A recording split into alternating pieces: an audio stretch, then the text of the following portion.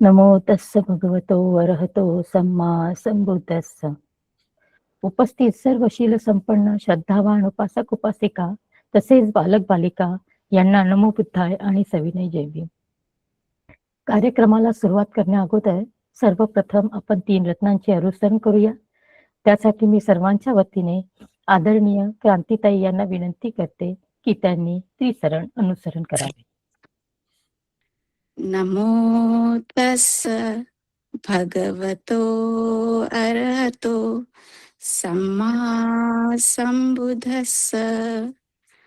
नमो तस्स भगवतो अरहतो सम्मा संबुद्धस्स. नमो तस्स भगवतो अरहतो सम्मा संबुद्धस्स. बुद्धं शरणं गच्छामि, धम्मं शरणं गच्छामि, संघं शरणं गच्छामि, द्वितीयंपि बुद्धं शरणं गच्छामि, द्वितीयंपि धम्मं शरणं गच्छामि, द्वितीयंपि संघं शरणं गच्छामि, तृतीयंपि बुद्धं शरणं गच्छामि, तृतीयंपि धम्मं शरणं गच्छामि, तृतीयंपि संघं शरणं गच्छामि. साधु साधु साधु. धन्यवाद ताई. खूप खूप शांतरित्या आज तुम्ही त्रिसरण अनुसरण केले त्यासाठी खूप खूप साधुवाद. धन्यवाद. Thank you for this opportunity. Thank you. आज आपण या मालिकेचे 101 वे पुष्प घेऊन आलो आहोत. तेव्हा आपण सर्वांनी शांत आणि एकाग्र चित्ताने या बुद्धवाणीला श्रवण करूया, ग्रहण करूया अशी मी आपणा सर्वांस नम्र विनंती करत आहे. आजचे आपले मार्गदर्शक आहेत आदरणीय सिद्धार्थ लबाणे सर आणि मी त्यांचा थोडक्यात परिचय देऊ इच्छिते कारण आपल्या या सेशनला वेगवेगळे उपासक दरवेळेला उपस्थित राहतात आणि सरांच्या परिचय देणे हे महत्वाचे आहे. तर सर यांनी BE केमिकल इंजिनियर केले आहे, तसेच सरांचे MA देखील झाले आहे पालीमध्ये. सरांनी नेट केले आहे आणि NPSC परीक्षेत सर यशस्वी देखील झाले आहेत. महाराष्ट्र शासनाच्या औद्योगिक सुरक्षा व आरोग्य या संचालनालयात सर सहसंचालक या पदावर सरांनी काम केले आहे. 2019 मध्ये सर निवृत्त झाले आहेत आणि त्यांनी बौद्ध साहित्यावर बरेच शोध निबंध देखील सरांनी सादर केले आहेत. तसेच भोपाळ गॅस ट्रॅजेडी यामध्ये देखील सरांनी रिसर्च पेपर देखील तयार केला आहे आणि सर आंबेडकर थॉट्स याच्यावर सध्या त्यांचे अभ्यास चालू आहे. तर असा हा सरांचा थोडक्यात परिचय देऊन मी सरांना विनंती करते की त्यांनी आजच्या विषयावर 263 नंबरची जातक आहे चूळ प्रलोभन जातक वर्णना या जातकावर सरांनी आम्हाला सर्वांना मार्गदर्शन करावे. आदरणीय लबाणे सर. नमो तस्स भगवतो अरहतो सम्मा संबुद्धस्स. सर्वप्रथम सगळ्यांना या बुद्ध पौर्णिमेच्या म्हणजेच त्रिगुणी पौर्णिमेच्या सगळ्यांना मी आपण शुभेच्छा देतो. आपल्याला माहितीच आहे ते त्रिगुणी पौर्णिमा का म्हणतात की विश्वातील असा एकमेव प्रसंग युनिक इन्सिडन्स की ज्या पौर्णिमेला बुद्धाचा जन्म, सिद्धार्थाचा जन्म, एनलायटनमेंट आणि महापरिनिर्वाण याच पौर्णिमेला झालेला आहे. तर अशी ही पौर्णिमा आम्ही सेलिब्रेट करत आहोत. कालपासून आपल्या पाली डिपार्टमेंटला पण सेलिब्रेट होत आहे. तर त्यानिमित्त आपल्याला सगळ्यांना शुभेच्छा. आणि या अशा प्रसंगी आपण धम्म साकच्छा घेतो आहे किंवा त्याच धम्मावरती चर्चा करतो आहे, श्रवण करतो आहे, ही खूप मोठी उपलब्धी आहे. तर सगळ्या उपासकांचं पुन्हा एकदा स्वागत आणि धम्म साकच्छा टीमचं तर खूप धन्यवाद की त्यांनी परत मला संधी दिलेली आहे. खूप मेहनत घेतात ते पीपीटी बनवताना, आणि पीपीटीचे फोटोग्राफ्स बद्दल तर मग विचारूच नका तुम्ही, ते तर अप्रतिम असतात सगळे जे इमेजेस आहेत ते. तर सगळ्यांना धन्यवाद, आणि आपण सुरू करूया चोल प्रबोधन प्रलोभन जातक वर्णना. या ठिकाणी आपल्याला प्रलोभन हा शब्द दिसतो, म्हणजे प्रलोभन हा या पूर्ण जातक कथेमधला जो कोर आहे तो प्रलोभन आहे. हे आपण जाणून घेऊया ते कसं आहे ते. तर प्रलोभन कोणाचं आहे? याच्यामध्ये स्त्रीचं प्रलोभन आहे. तर कथा सुरू करूया. चुळ प्रलोभन जातक वर्णना, गाथा क्रमांक 263.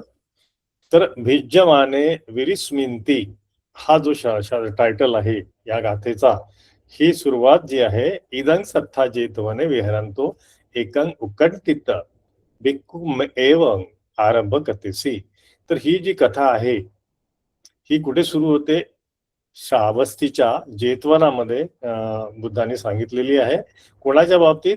एका उत्कंठित भिक्खू. उत्कंठित म्हणजे तो उत्कंठित झालेला आहे, तो आपल्या म्हणजे डोमेस्टिक लाईफच्या ज्या जीवनामध्ये त्याची जी पत्नी आहे तिच्या आठवणीने किंवा तिच्या वियोगामुळे तो उत्कंठित झालेला आहे, आणि त्या आधारे बुद्धांनी ही कथा सांगितलेली आहे. तही सत्ता धम्म सबंग आणि तंग. तर जेव्हा असं लक्षात येतं इतर भिक्खूंच्या की हा भिक्खू आहे ना, हा उत्कंठित आहे, हा विचलित आहे, हा शांत नाही आहे, याचा कुठेतरी मनाची चलबिचल सुरू आहे, आणि तो या ज्या भिक्खू जीवनामध्ये त्रासलेला आहे, तेव्हा ही जी गोष्ट आहे ही शास्त्रापर्यंत जाते, आणि तेव्हा ताही सत्ता धम्मसभंग आणि तंग, त्याला धम्मसभेत आणलं जातं अशा भिक्खूला. मग तो बुद्ध विचारतात त्याला की सच्चन किरण त्वंग भिक्खू उत्कंठितोसी.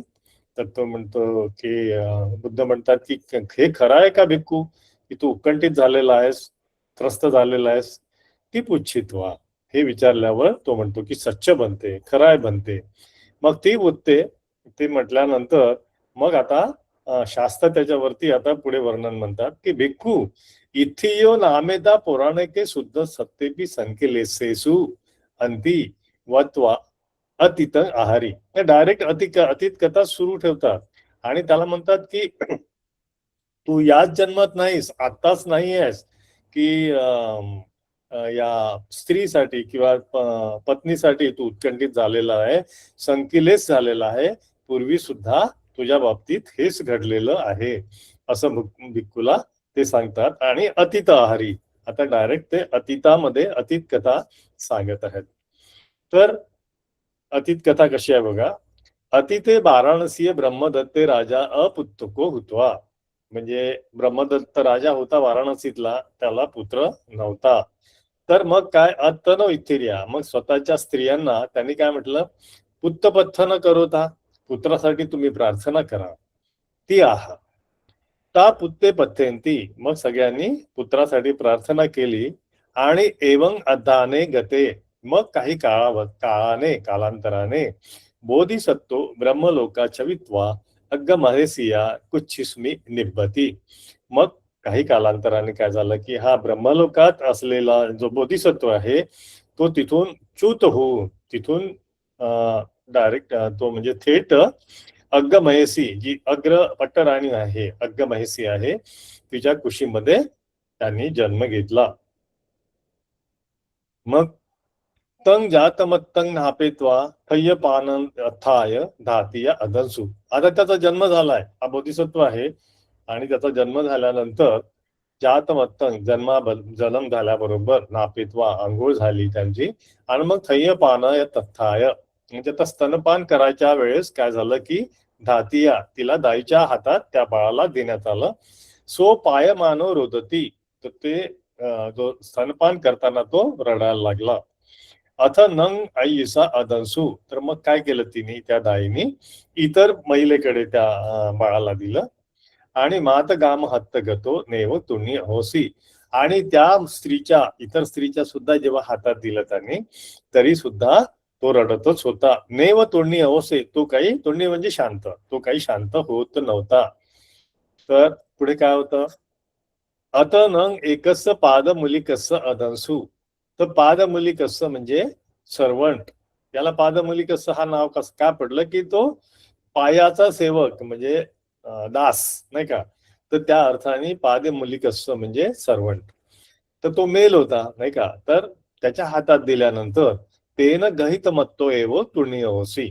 तर ते बाळ रडायचं थांबलं पुरुषाच्या हातात दिल्यानंतर. तर ततोपठ्ठाय पुरीसावंग तंग हेत्वा चरंती.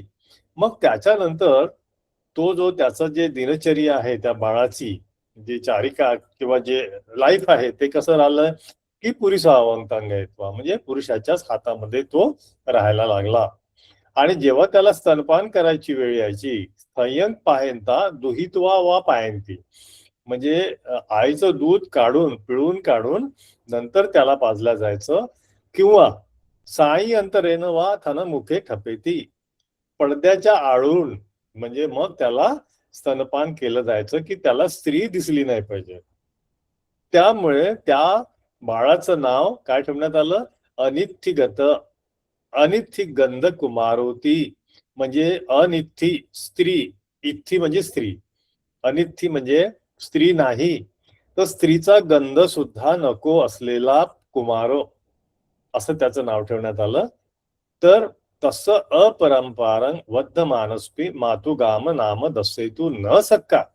म्हणजे तो जसा जसा वाढत होता, त्याचं वयोमान वाढत होतं, मोठा होत होता, तो तरी सुद्धा त्याला मातुगाम म्हणजे स्त्री किंवा आई दाखवू शकले नाही.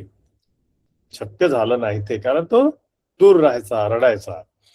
तर मग पुढे काय होतं, तेनस राजा विसूयेव निसज्जात दिट्टी थानानी छानगारांच्या कार्यसी. मग त्यांनी काय केलं, की हे बाळ आहे ना, ह्या स्त्रीपासून महिलांपासून अतिशय त्यांचा गंध पण नाही सहन होणारा असं हे बाळ आहे. त्याच्यासाठी काय केलं, निसज्जात आधी ठाणानी म्हणजे झोपण्याची बसण्याची जागा वेगळी, छान गारा म्हणजे त्याला ध्यानासाठी सुद्धा एक वेगळी जागा तयार केली, वेगवेगळे स्वतंत्र कप्पे तयार केले त्या राहण्याच्या ठिकाणी. तर जेणेकरून त्याचा स्त्रीचा कॉन्टॅक्ट किंवा स्त्रीचा त्याला स्त्री दिसणार नाही या पद्धतीने.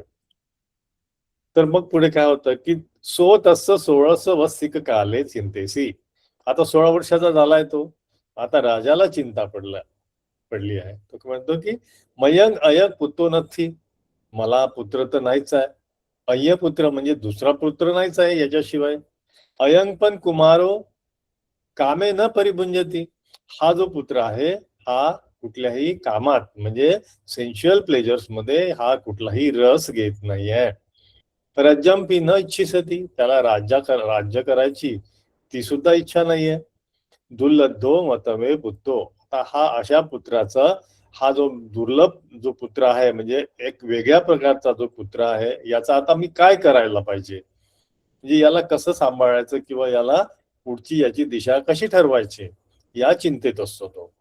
मग काय होतं, की अथनंग एका नच्छ गीतवादित कुशला पुरीचे परिचरित्वा सॉरी अत्तनो वसे कातुंग पटिबला तरुण नाटकित्ती उपसंकमित्वा.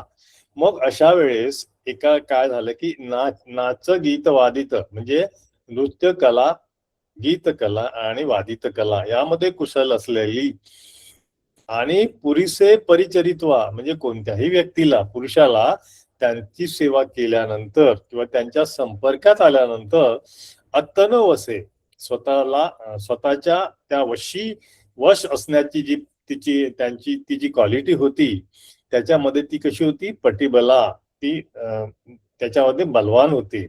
तर अशी ती तरुण नाटकी म्हणजे प्रेझेंटर नाही का, आर्टिस्ट, ती केली उपसंकमित्वा. ती राजाकडे गेली आणि म्हणाली, देवंग की नो चिंतेसी.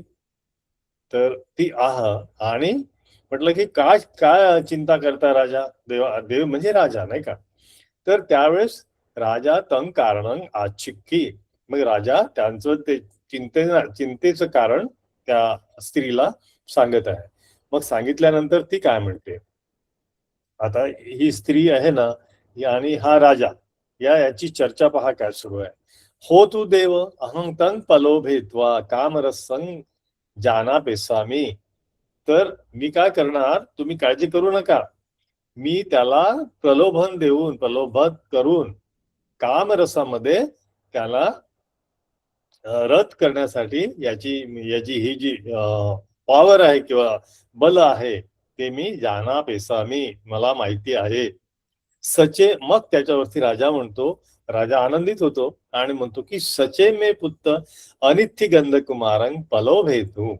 जर तू माझ्या अनिथी गंधकुमाराला प्रलोभित केलंस, सक्कीससी शक्य झालं, तर काय होईल, सो राजा भविष्यती, तो राजा बनेल. आणि काय होईल, त्वं अग्रमयसी, तू अग्रमयसी, तू पट्टराणी होशील. असं त्याच्यावरती राजा तिला प्रतिक्रिया देतो, आश्वासित करतो. तर मग पुढे आता ती तिचं काम सुरू करते. सा म्हणजे कोणती, सुंदर स्त्री. मम ए सा भारो, ती म्हणते की हा सगळा जबाबदारी माझी, भारो हा जो भार आहे, ही जबाबदारी आहे, हे मी घेतलेली आहे. तुम्ही मा चिंती, आता तुम्ही काही काळजी करू नका. ती वत्वा आरख मनुसे उपसंक्रमित्वा आह. तर त्या ठिकाणचा जो रखवालदार होता, आरक्ष रक्षक होता, त्याच्याजवळ जाऊन ती म्हणाली, अहं पच्युस्स समये आगंत्वा अयपुत्तस्स शयन ठाणे बैजानगारे खत्वा गायसामी. तर मी काय करे की हा जो राजपुत्र आहे, त्याच्या 25 समय म्हणजे पहाटेच्या वेळेस काय करेल, येऊन अय्यपुत्तस्स शयन ठाणे म्हणजे शयनाच्या त्याच्या ठिकाणी, ज्या ठिकाणी तो झोपतो त्या ठिकाणी काय करेल, त्याच्या बैछानगारे किंवा ज्या ठिकाणी तो ध्यान करतो त्याच्या बाहेर थांबून गायसामी, मी त्या ठिकाणी गायन करणार आहे. मग तू काय करायचं आहेस, त्या हवालदाराला म्हणते ती की तू काय करायचं की सचेच सो कुज्जती, तर जो चिडला तर मयकत येतात, मला सांगायचं बरं का. अयंग अपगच्छिसामी, मी निघून जाईल तिथून, नाही का. सचे सुनाती वर्ण मे कथे, आता जर त्यांनी ऐकून घेतलं माझं गाणं किंवा जे काही माझे संगीताचे सूर ऐकून घेतलेत आणि माझ्याबद्दल वर्ण मे कथे याती, वर्ण आणि अवर्ण माहिती आहे की वर्ण म्हणजे स्तुती, अवर्ण म्हणजे बदनामी. तर ते काही त्यांनी माझी स्तुती केली, ते सुद्धा तुम्ही मला येऊन सांगायचं. तर ते साधू म्हणजे तो जो आरक्ष मनुष्य होता, रक्षक होता, तो मला ठीक आहे, काय हरकत नाही. आणि संपटित चिंसू, अशा पद्धतीने त्याची ही चर्चा या ठिकाणी पूर्ण होते. म्हणजे ते ठरवून घेतात, ती स्त्री ठरवून घेते की याला आता वश कसं करायचं. सापी 25 काले तस्मी पदेसे ठत्वा तंतीसरेन गीतसरन, म्हणजे जे तंतूस वाद्याचा जो सूर आहे त्याच्या सुरात स्वतःचं गाणं, स्वतःचा स्वर मिसळणे आणि गीतसरेनं तंतीसर म्हणजे गीताचा जो सूर आहे, तिचा आवाज जो आहे तो त्या तंतू वाद्याच्या सुरामध्ये, म्हणजे ताला सुरात, एका सुरात, अतिकमित्वा, याच्यामध्ये कुठलेही अतिकमित्वा म्हणजे डिस्टॉर्शन होणार नाही किंवा कुठलीही चूक होणार नाही, इतक्या सुंदर पद्धतीने मधुरेनं सद्देनं गाई, अत्यंत सुंदर मधुर शब्दामध्ये ती गायन सुरू केलं त्यांनी. मग कुमारो सुनंते व निपज्जी, हा जो कुमार आहे तर त्यांनी तो झोपलेला आहे म्हणजे पडून आहे निपज्जी, आणि तो ते गाणं ऐकत आहे. तर पुन्हा दिवसेच आसन ठाणे ठत्वा गायन तू आणापेसी. तर मग त्यांनी काय म्हटलं, आणापेसी म्हणजे बोलावून घेतलं त्या गायिकेला की पुन्हा दिवस आहे, दुसऱ्या दिवशी आसन ठाणे, ज्या ठिकाणी तो बसलेला असायचा त्या ठिकाणी थांबून तिला बाहेर ती गात आहे, नाही का. तर त्यावेळेस आणि त्याच्या पुढच्या दिवशी पुन्हा दिवसे ध्यानागारे ठत्वा, मग ध्यान करण्याच्या ठिकाणी सुद्धा बाहेर थांबवून ती गाई तू आणापेसी, तिला गाऊन घेतलं, तिला गायला मेसेज दिला की ती गाऊ शकते म्हणून. पुन्हा त्याच्याही पुढे बघा की पुन्हा दिवस हे अत्तनो समीपे ठत्वाती एवं अनुकम्मन एवं तन्नं उपादेत्वा. म्हणजे आता काय झालंय की पुन्हा दिवस हे अत्तनो समीपे, आता तू तिला सांगितलं की तू आता माझ्या जवळ येऊन गाणं म्हणायचं, त्याचं त्या गाण्यात ते गाणं, ते संगीत त्याला इतकं भावलं की तो म्हणाला की आता तू बाहेर नाही थांबायचं आहेस, तिथे नाही, आता अत्तानो समीपे, स्वतःच्या जवळ थत्वा थांबून तिथे राहून तू गाणं म्हणायचं आहेस. आणि अशा पद्धतीने अनुक्रमाने हळूहळू हळू त्यांना उपादित्वा, त्याच्या मनामध्ये, त्यांच्या चित्तामध्ये तण्हा उत्पन्न झाल्यावर देत्वा लोकधम्म सेवित्वा, ते जे आपले जे हाऊस होल्डर जो लाईफ असते आपलं, म्हणजे जे लौकिक धम्म आहे की नाही, ते सगळे कॅरेक्टरिस्टिक ते ते त्याच्यामध्ये उत्पन्न झाले, डेव्हलप झाले, आणि ते सेवित्वा, त्याच्या सानिध्यात राहून कामरसं यत्वा, तो कामरसा त्याच्यामध्ये उत्पन्न झाला. मग तो म्हणाला की माधु कामं नामं अयेस न दस्सामी. आता ही जी इतका उत्पन्न झाला तो कामरस की तो म्हणाला की मातु कामं नामं अयेसी न दस्सामी, ही जी स्त्री आहे ही मलाच पाहिजे, या स्त्रीकडे कोणी बघता कामा नये, इतका तो त्या टोकाला गेलेला आहे. इतकी त्या कुमारामध्ये आसक्ती उत्पन्न झाली. आता ती आहे सुंदर स्त्री, आता तिच्याकडे सगळीकडे बघणारच, कारण तिचे कॅरेक्टरच तिने जाहीर केले होते की मी कुठल्याही पुरुषाला वश करू शकते, हे तिने आधीच सांगितलेलं आहे, तर लोक बघणारच तिच्याकडे, नाही का. तर हे जेव्हा त्यांच्या लक्षात आलं तर त्यांनी काय केलं, असी गहेत्वा, असी म्हणजे तलवार, त्यांनी तलवारच हातात घेतली आणि काय म्हणतो, काय करायला लागला, अंतरविती ओतरित्वा.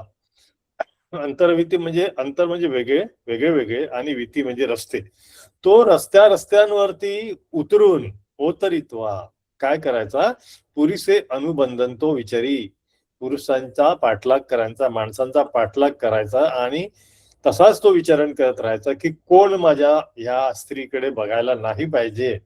अशा पद्धतीने त्याचा व्यवहार इतका बदलून गेला, त्या तण्ह्यामुळे, त्या तृष्णेमुळे, त्या स्त्री मधल्या आकर्षणामुळे तो तसा त्याचा व्यवहार सुरू झाला. आता ही फार विचित्र गोष्ट झाली, एकच राजपुत्र आणि त्याला जे प्रलोभन दिलं त्या प्रलोभनामध्ये तो आता पूर्णपणे भुलला आहे. अथलंग राजा घापित्वा तायंग कुमारी कायंग सद्दी नगरा निहरा पेसी. आता हे जेव्हा लक्षात आलं त्याच्या, तर राजा घापित्वा तायंग कुमारी सद्दी नगरा निहरा पेसी, राजा त्रस्त झाला ना की हा काय प्रकार आहे, तो सगळ्यांना तलवार घेऊन सगळ्यांना दहशत पसरवत आहे. त्यापेक्षा तो म्हणतो की या कुमारीच्या सोबतच निहरा पेसी, म्हणजे तू इथून निघून जा बाबा, ही स्त्री तुझी घेऊन जा सोबत, म्हणजे तुलाही त्रास नाहीये आणि आमच्या नगरातल्या लोकांनाही त्रास नको. तर अशा पद्धतीने ते स्त्री, सुंदर स्त्री आणि तो राजपुत्र हे दोघही निघून गेलेले आहेत. मग उभोपी अरण्य पविसित्वा, आता हे दोघही अरण्यामध्ये गेलेले आहेत. अधो गंगं गंत्वा एकस्मी पस्से गंगं एकस्मी समुद्रं कत्वा, म्हणजे अशा ठिकाणी गेलेले आहेत की गंगेच्या ठिकाणी, गंगेच्या तीरावरती, एका बाजूला गंगा नदी आहे आणि एका बाजूला समुद्र आहे, म्हणजे आता ती समुद्राला भेट देत आहे नदी. तर त्या ठिकाणी त्यांनी अशी जागा शोधली की उभिन्न मंतरे, दोघांच्या मध्ये, समुद्र आणि नदीच्या काठावर अशी जागा शोधली की त्या ठिकाणी त्यांनी आश्रम पदंग मापेत्वा, त्या ठिकाणी आश्रम बनवून त्या ठिकाणी ते वास करायला लागले, त्या ठिकाणी आपलं आयुष्य कपायला लागले, कंपिन्सू आयुष्य जगायला लागले. आता ही कुमारिका आहे. कुमारिका पर्णसालाय निषिदित्वा कंदमुला आदीनी पचती. तर मग ती काय करायची, जी कुमारिका आहे ती जंगलातली जे काही कंदमुळ आहेत आणलेली ती ठेवून त्याला पचती, म्हणजे त्याचं कूप करून मग बोधिसत्व अरण्यतो फलाफल आरे. तर मग याचं काम, बोधिसत्वाचं काम आहे की अरण्यातून फळं किंवा जे काही जंगली फळं आहेत ते आणायचे, नंतर ही कंदमुळ आणायची, त्यांचा स्वयंपाक ही करायची. तर हे जे चित्र दिसतंय तुम्हाला, ही आपली जी ज्योती मॅडम आहे त्यांनी तयार केलेलं चित्र आहे. म्हणजे पूर्वीचं जे चित्र होतं, म्हणजे मुद्दामून सांगतोय मी की ही जी सुंदर स्त्री आहे ना, ती स्वयंपाक करत होती आणि तिच्याकडे ते दाखवलं होतं तिने चित्रामध्ये, आणि ती छान स्वयंपाक करत, पण ते सगळे आधुनिक त्या भांड्यांमध्ये ज्या आपल्या घरी वापरतो त्या भाज्या दिसल्या होत्या, जे थोडं ऑफ द रेकॉर्ड होत आहे. तर मी फक्त त्यांना एक मेसेज केला छोटासा, की ह्या कंदमुळ्याच्या सॉरी या भाज्या दिसतायत ना, या जरा बदलवता येतील का? कंदमुळे दाखवायला पाहिजे. इकडे मेसेज गेला मॅडमला. एका सेकंदामध्ये म्हणजे एका सेकंदात हे चित्र, हे पिक्चर त्यांनी पाठवलं. See the art of the म्हणजे आमचे जे आर्टिस्ट आहेत ते म्हणजे किती आश्चर्य करावं. म्हणजे आपल्याकडे टेक्नॉलॉजी आहे, पण ती टेक्नॉलॉजी वापरता येणारे पण आपल्याकडे कौशल्य पाहिजे ना. So this is the story. तर मग ही जी कंदमुला आदीनी पचती करत आहे, हे या चित्रामध्ये आपल्याला किती सुंदर पद्धतीने दिसत आहे बघा. ठीक आहे. तर आता हे यांचं लाईफ असं सुरू आहे, कंदमुलं खायचे आणि जंगलामध्ये राहायचं, असं हे सुरू आहे त्यांचं दिनचर्या. तर त्यावेळेस काय होतं बघा, अथेक दिवसं तस्मी फला ताय गते समुद्र दीपका एको तापसो भिक्का चारत थाय आकाशेन गंछंतो धूमंग दिसवा अस्सम पदे ओतरी. तर त्यावेळेस काय होतं की एक तापस आहे, एक तपस्वी आहे ना, तो समुद्र दीपका म्हणजे त्या समुद्रावरून जात असताना भिक्खा चारत आहे, त्यांना चारिका करायची होती आणि तो आकाशातून जात असताना त्याला की नाही धूर दिसला. तर धूर दिसला आणि कुठून दिसला? त्या आश्रमातून दिसला जिथे हे दोघं जण राहत आहेत. तर ते धूर बघून तो त्या ठिकाणी उतरला आणि निश्चितच त्याला चारिकासाठी त्यांनी अपेक्षा केलेली आहे की त्याला हे मिळावं, पिंडपात मिळावं म्हणून. ठीक आहे. तर त्यावेळेस ना अथनंसा, आता त्यावेळेस ती जी सुंदर स्त्री आहे ती म्हणते निशिता याव पच्चती. आता हे स्वयंपाक होतपर्यंत, शिजतपर्यंत पच्चती, तुम्ही काय करा, बसा इथे. तर ती निशिदा पेत्वा, ती हा तिकडला शब्द आहे, निशिदा पेत्वा, तो बसल्यानंतर इत्ती कुत्तेनं पलो भेटवा. आता ती स्त्री आहे ना, तर स्वतःच्या स्त्री भावाने, स्त्री स्वभावाने तिने त्याला सुद्धा प्रलोभन दाखवून झान चावेत्वा, त्याला झानेतून डिस्टॉर्ट केलं आणि ब्रह्मचर्य असं अंतर्धापिसी. त्यामुळे आणि अशी स्थिती निर्माण झाली. आता तो घरी नाही आहे, तिचा तो बोधिसत्व आहे, तो जंगलात गेलेला आहे आणि त्या ठिकाणी त्यांच्याकडनं जे घडलं ते त्या जो तापस आहे त्याचं ब्रह्मचर्य त्या ठिकाणी तुटलं, त्या ठिकाणी हरण झालं, अंतर्धापिसी. बघा, ह्या प्रलोभनामुळे पुढे काय होतं की सो पक्क छिन्न काको विय हुतवा. तर त्याची अवस्था अशी झाली की ज्याप्रमाणे काको म्हणजे कावळा, पंख तुटलेला कावळा जसा होतो त्याप्रमाणे जहितो असक्कोंतो सब्ब दिवसं तत्तेन ठत्वा बोधिसत्व आगंचत्तं दिसवा वेगेन समुद्रा विको पलाई. तर ज्याप्रमाणे कावळा जो आहे पंख तुटलेला, तो उडू शकत नाही, तो त्या ठिकाणाहून हालू शकत नाही, इतकी त्याची दयनीय अवस्था झाली. तिच्या त्या प्रलोभनामध्ये तो गुरफटल्यामुळे, त्या चक्रव्यूहात अडकल्यामुळे त्याला तिथून जाताच येणार, असक्कन तो जाऊ शकला नाही पूर्ण दिवस. पण ज्यावेळेस त्यांनी बघितलं की बोधिसत्व आगंचन दिसवा, म्हणजे बोधिसत्व येताना पाहून मग त्याच्या लक्षात आलं की आता आपण इथून पळून गेलं पाहिजे, कारण आपण तिथे आता सापडणार. त्यामुळे तो काय केला की समुद्राकडे पळून गेला. आता अथनंसो पश्चमित्व मग अयंग भविष्यती. या बोधिसत्वाने पाहिलं की हा काय आहे, पश्चमित्व आहे, हा म्हणजे कोणीतरी शत्रू आहे. पश्च अमित्व, याच्या दोन शब्द आहे. तर अमित्व म्हणजे शत्रू, हा कोणीतरी बदमाश व्यक्ती आहे आणि तो पळून चाललेला आहे असं वाटल्याने त्यांनी काय केलं, बोधिसत्वाने असी गहेत्वा, परत तलवार घेतली आणि त्याचा पाठलाग सुरू केला. तर तो पाठलाग करत असताना आता तापसो जो आहे ना, हा पळून चाललेला आहे आणि त्याला आकाशात उडता येत होतं, बरोबर. तर तापसो आकाशे उत्पन्न कारंग दसेत्व समुद्रे पत्ती. आता त्याचं ब्रह्मचर्य तुटलेलं आहे, ध्यानातूनही तो बाहेर गेलेला आहे. त्याच्या अधोगतीमुळे तो त्याचं जे उडण्याची जी क्वालिटी आहे त्याची जी इद्दी आहे ती काम केलेली नाही. तर काय झालं की बोधिसत्व एसन तापसो आता बोधिसत्वाला विचार पडला कसा की एसन तापसो आकाशेना गतो भविष्यती. हा बोधिसत्व आहे हा आकाशाने आला असावा, जायचं आहे याला आकाशागत त्यांनी जंप केलेली आहे.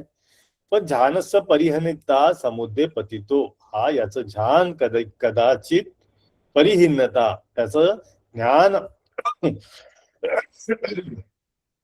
ध्यान त्याचं कमजोर झाल्यामुळे किंवा ध्यानातून तो बाहेर आल्यामुळे काय झालं की तो समुद्रामध्ये पडलेला आहे.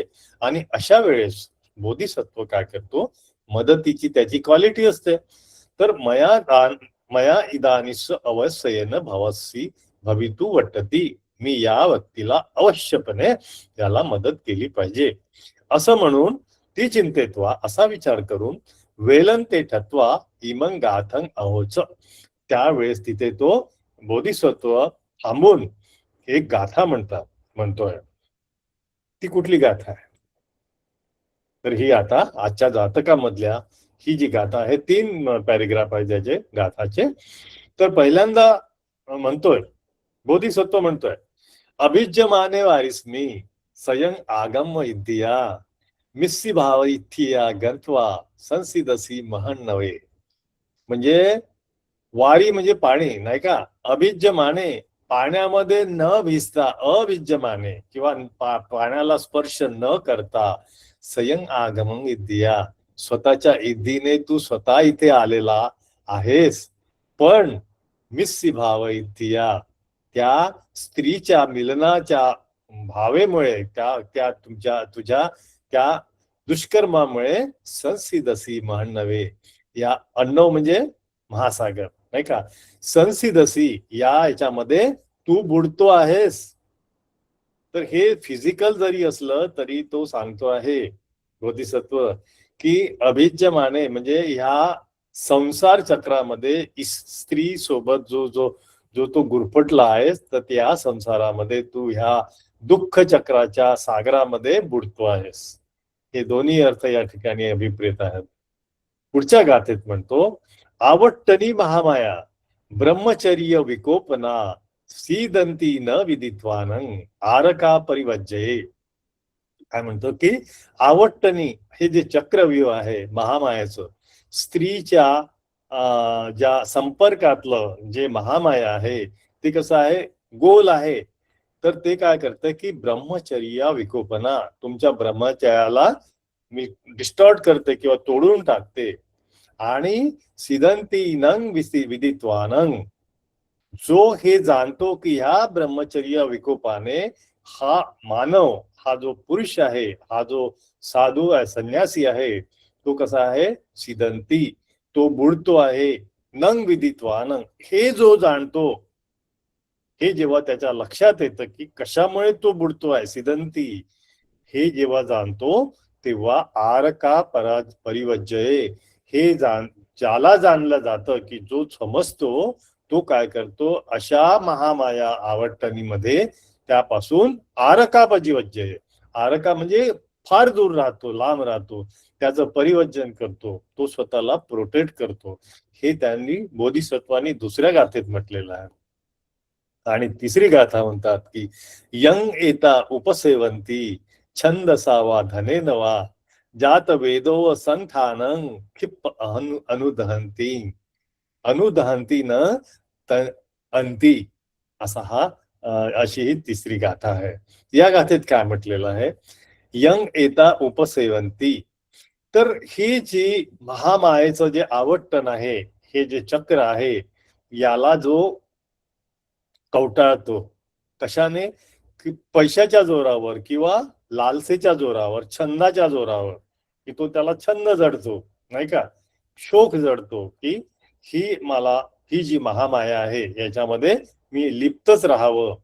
तो कसा आहे, जातवेदो संथानं, जातवेद म्हणजे अग्नी, त्या अग्नीमध्ये क्षिप अनुदहंती, स्वतःच क्षिप म्हणजे त्वरितच त्या अग्नीमध्ये जळायला लागतो, जळत राहतो, अनुदहंती. असं हे बुद्ध तिसरी गाथा म्हणतात. तर तुम्हाला एक इंटरेस्टिंग गोष्ट अशी आहे की जात वेदो हा शब्द अग्नीसाठी का वापरलेला असावा, हे मला जेव्हा मी लक्षात म्हणजे याच्यात थोडस अनालिसिस केलं तर लक्षात आलं की हा वेदाला रिलेटेड शब्द आहे की वेदामध्ये वेदामध्ये अग्नी जो आहे ना तो वापरला जातो किंवा अग्नीचा उल्लेख येतो वारंवार. त्यांचे यज्ञ किंवा जे काही त्यांचे कर्मकांड असतील जे असतील ते, त्यामध्ये अग्नीचा फार मोठा रोल आहे. आणि ह्या अग्नी वेदातून जो शब्द जन्मलेला आहे किंवा जो अग्नी जी गोष्ट जन्मलेली आहे ती म्हणजे अग्नी, म्हणून या शब्दाला अग्नीला जातवेद असा शब्द पालीमध्ये आलेला आहे. हे मला निदर्शनास आलं म्हणून मी आपल्याला फोड करून सांगितलेलं आहे. तर ह्या तिसऱ्या गाथेमध्ये अत्यंत महत्वाचा संदेश बोधिसत्व देत आहेत. तो म्हणजे की जो या स्त्रीच्या महामायेमध्ये लिप्त होतो तो काय करतो, म्हणजे कुठलाही रिझन असो, तो छंदानी असो किंवा धनाच्या जोरावर असो, तो काय करतो, त्याचं क्षिप्त अनुदहंती, तो जळून खाक होतो. आणि हे बुद्ध त्या तपस्व्याला सांगत आहेत. ज्याचं ते पूर्ण त्याची ज्या इद्धी आहेत ना त्या कोलमडून गेल्या आहेत, त्या नष्ट झालेल्या आहेत. तर हे असं म्हटल्यानंतर पुढे काय होतं, तर या शब्दाचे अर्थ आता जे मी सांगितलेले आहेत त्याचे पुढे दिलेले आहेत. तत्त अभिज्यमाने वारिस्मृती म्हणजे उदके अचल माने अकंप माने उदकं अनामसित्वा यंग आकाशेनेव इद्धिया आगंत्वा. म्हणजे त्या शब्दाचा अर्थ अभिज्यमानेचा सांगितला आहे की तो व्यक्ती आहे ना पाण्यातून न चालता किंवा पाण्यातून पोहत न येता तो कसा आलाय, आकाशातून आलेला आहे. हा त्याचा अर्थ आहे. पुढचा अर्थ दिलाय की मिस्सी भाव विथ्थियाती लोक धम्म वैसेन. या शब्दाचा अर्थ त्यांनी दिलेला आहे की इथिया सद्धी मिस्सी भाव, हा जो मिस्सी भाव अत्ते जो म्हटलेला आहे तर स्त्री सोबत लिप्त होण्याचा जो भाव आहे त्या भाव आहे. आणि तो जो लोकधम्म आहे या अर्थाने मिस्सी भाव इथे हा शब्द आलेला आहे. आवट्टनी महामाया याचा अर्थ सांगितलेला आहे.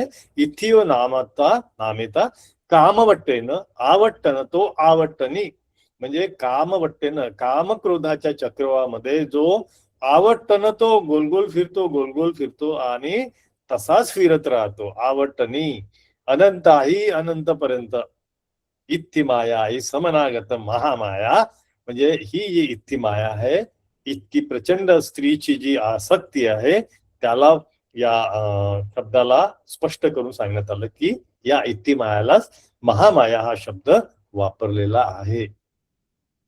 अशी ही 3 गाथेचं या ठिकाणी एक्सप्लेनेशन दिलेलं आहे. आणि मग पुढे म्हटलं आहे की उत्तंग येत म्हणजे असं म्हटलं गेलं आहे की दुसऱ्या जातकामधली जी वर्स आहे इथे का आलेली आहे की या गाथेला रिलेटेड आहे, या आता जी घटना आपण ऐकलेली आहे त्याला रिलेटेड आहे. तर असं म्हटलेलं आहे की माया चेता मरीचीच सोको रोगो चुपद्दवो खराच बंधना चेता मच्चू पासो गुहासयो तासु यो विससे पोसो सो नरेसु नरादमो. काय म्हटलेलं आहे की ही जी माया आहे, ही जी महामाया आहे ती कशी आहे, मरीची आहे, हे मिराज आहे, हे मृगजळ आहे. ती काय उत्पन्न करते, शोक लॅमेंटेशन उत्पन्न करते, रोग उत्पन्न करते आणि चुपद्दवो म्हणजे कॅलॅमिटीज उपद्रव निर्माण करणारी आहे. खराच बंधना चेता अत्यंत खरा म्हणजे व्हेरी व्हेरी स्ट्रॉंग रफ असं हे बंधन आहे. आणि हे काय आहे, मच्चू पासो आहे, मृत्यूचा पाश आहे आणि गुहासय आहे. म्हणजे गुहासय म्हणजे आपल्या हार्ट मध्ये ते असा काही आश्रय घेऊन बसते गुहासय की ती सहसा बाहेर पडत नाही, आश्रय घेऊन लपून राहते. गुहासयो तासू यो विश्वसे पोसो. त्याला ह्या सगळ्या गोष्टीला ह्या महामायेला त्याच्यावर या महामायेवर जो विश्वास ठेवतो, पोसो म्हणजे व्यक्ती पुरिसो नाही का, विश्वास ठेवतो तो नरेसु नराधमो, तो चांगल्या नर म्हणजे चांगल्या पुरुषाचा काय होतो, नराधाम बनतो, वाईट पुरुष बनतो, अधोगतीला जातो असं या ठिकाणी म्हटलं गेलेलं आहे. असं या अट्टकथेत शेवटी विवेचनामध्ये आलेलं आहे. अतिशय गंभीर मुद्दा या ठिकाणी चर्चेला आलेला आहे. तर आता ही आपली अट्टकथा इथेच संपलेली आहे, छोटीशी अट्टकथा आहे. तर यात परत अजून विश्लेषण केलेलं आहे की ब्रह्मचर्य विकोपना म्हणजे काय.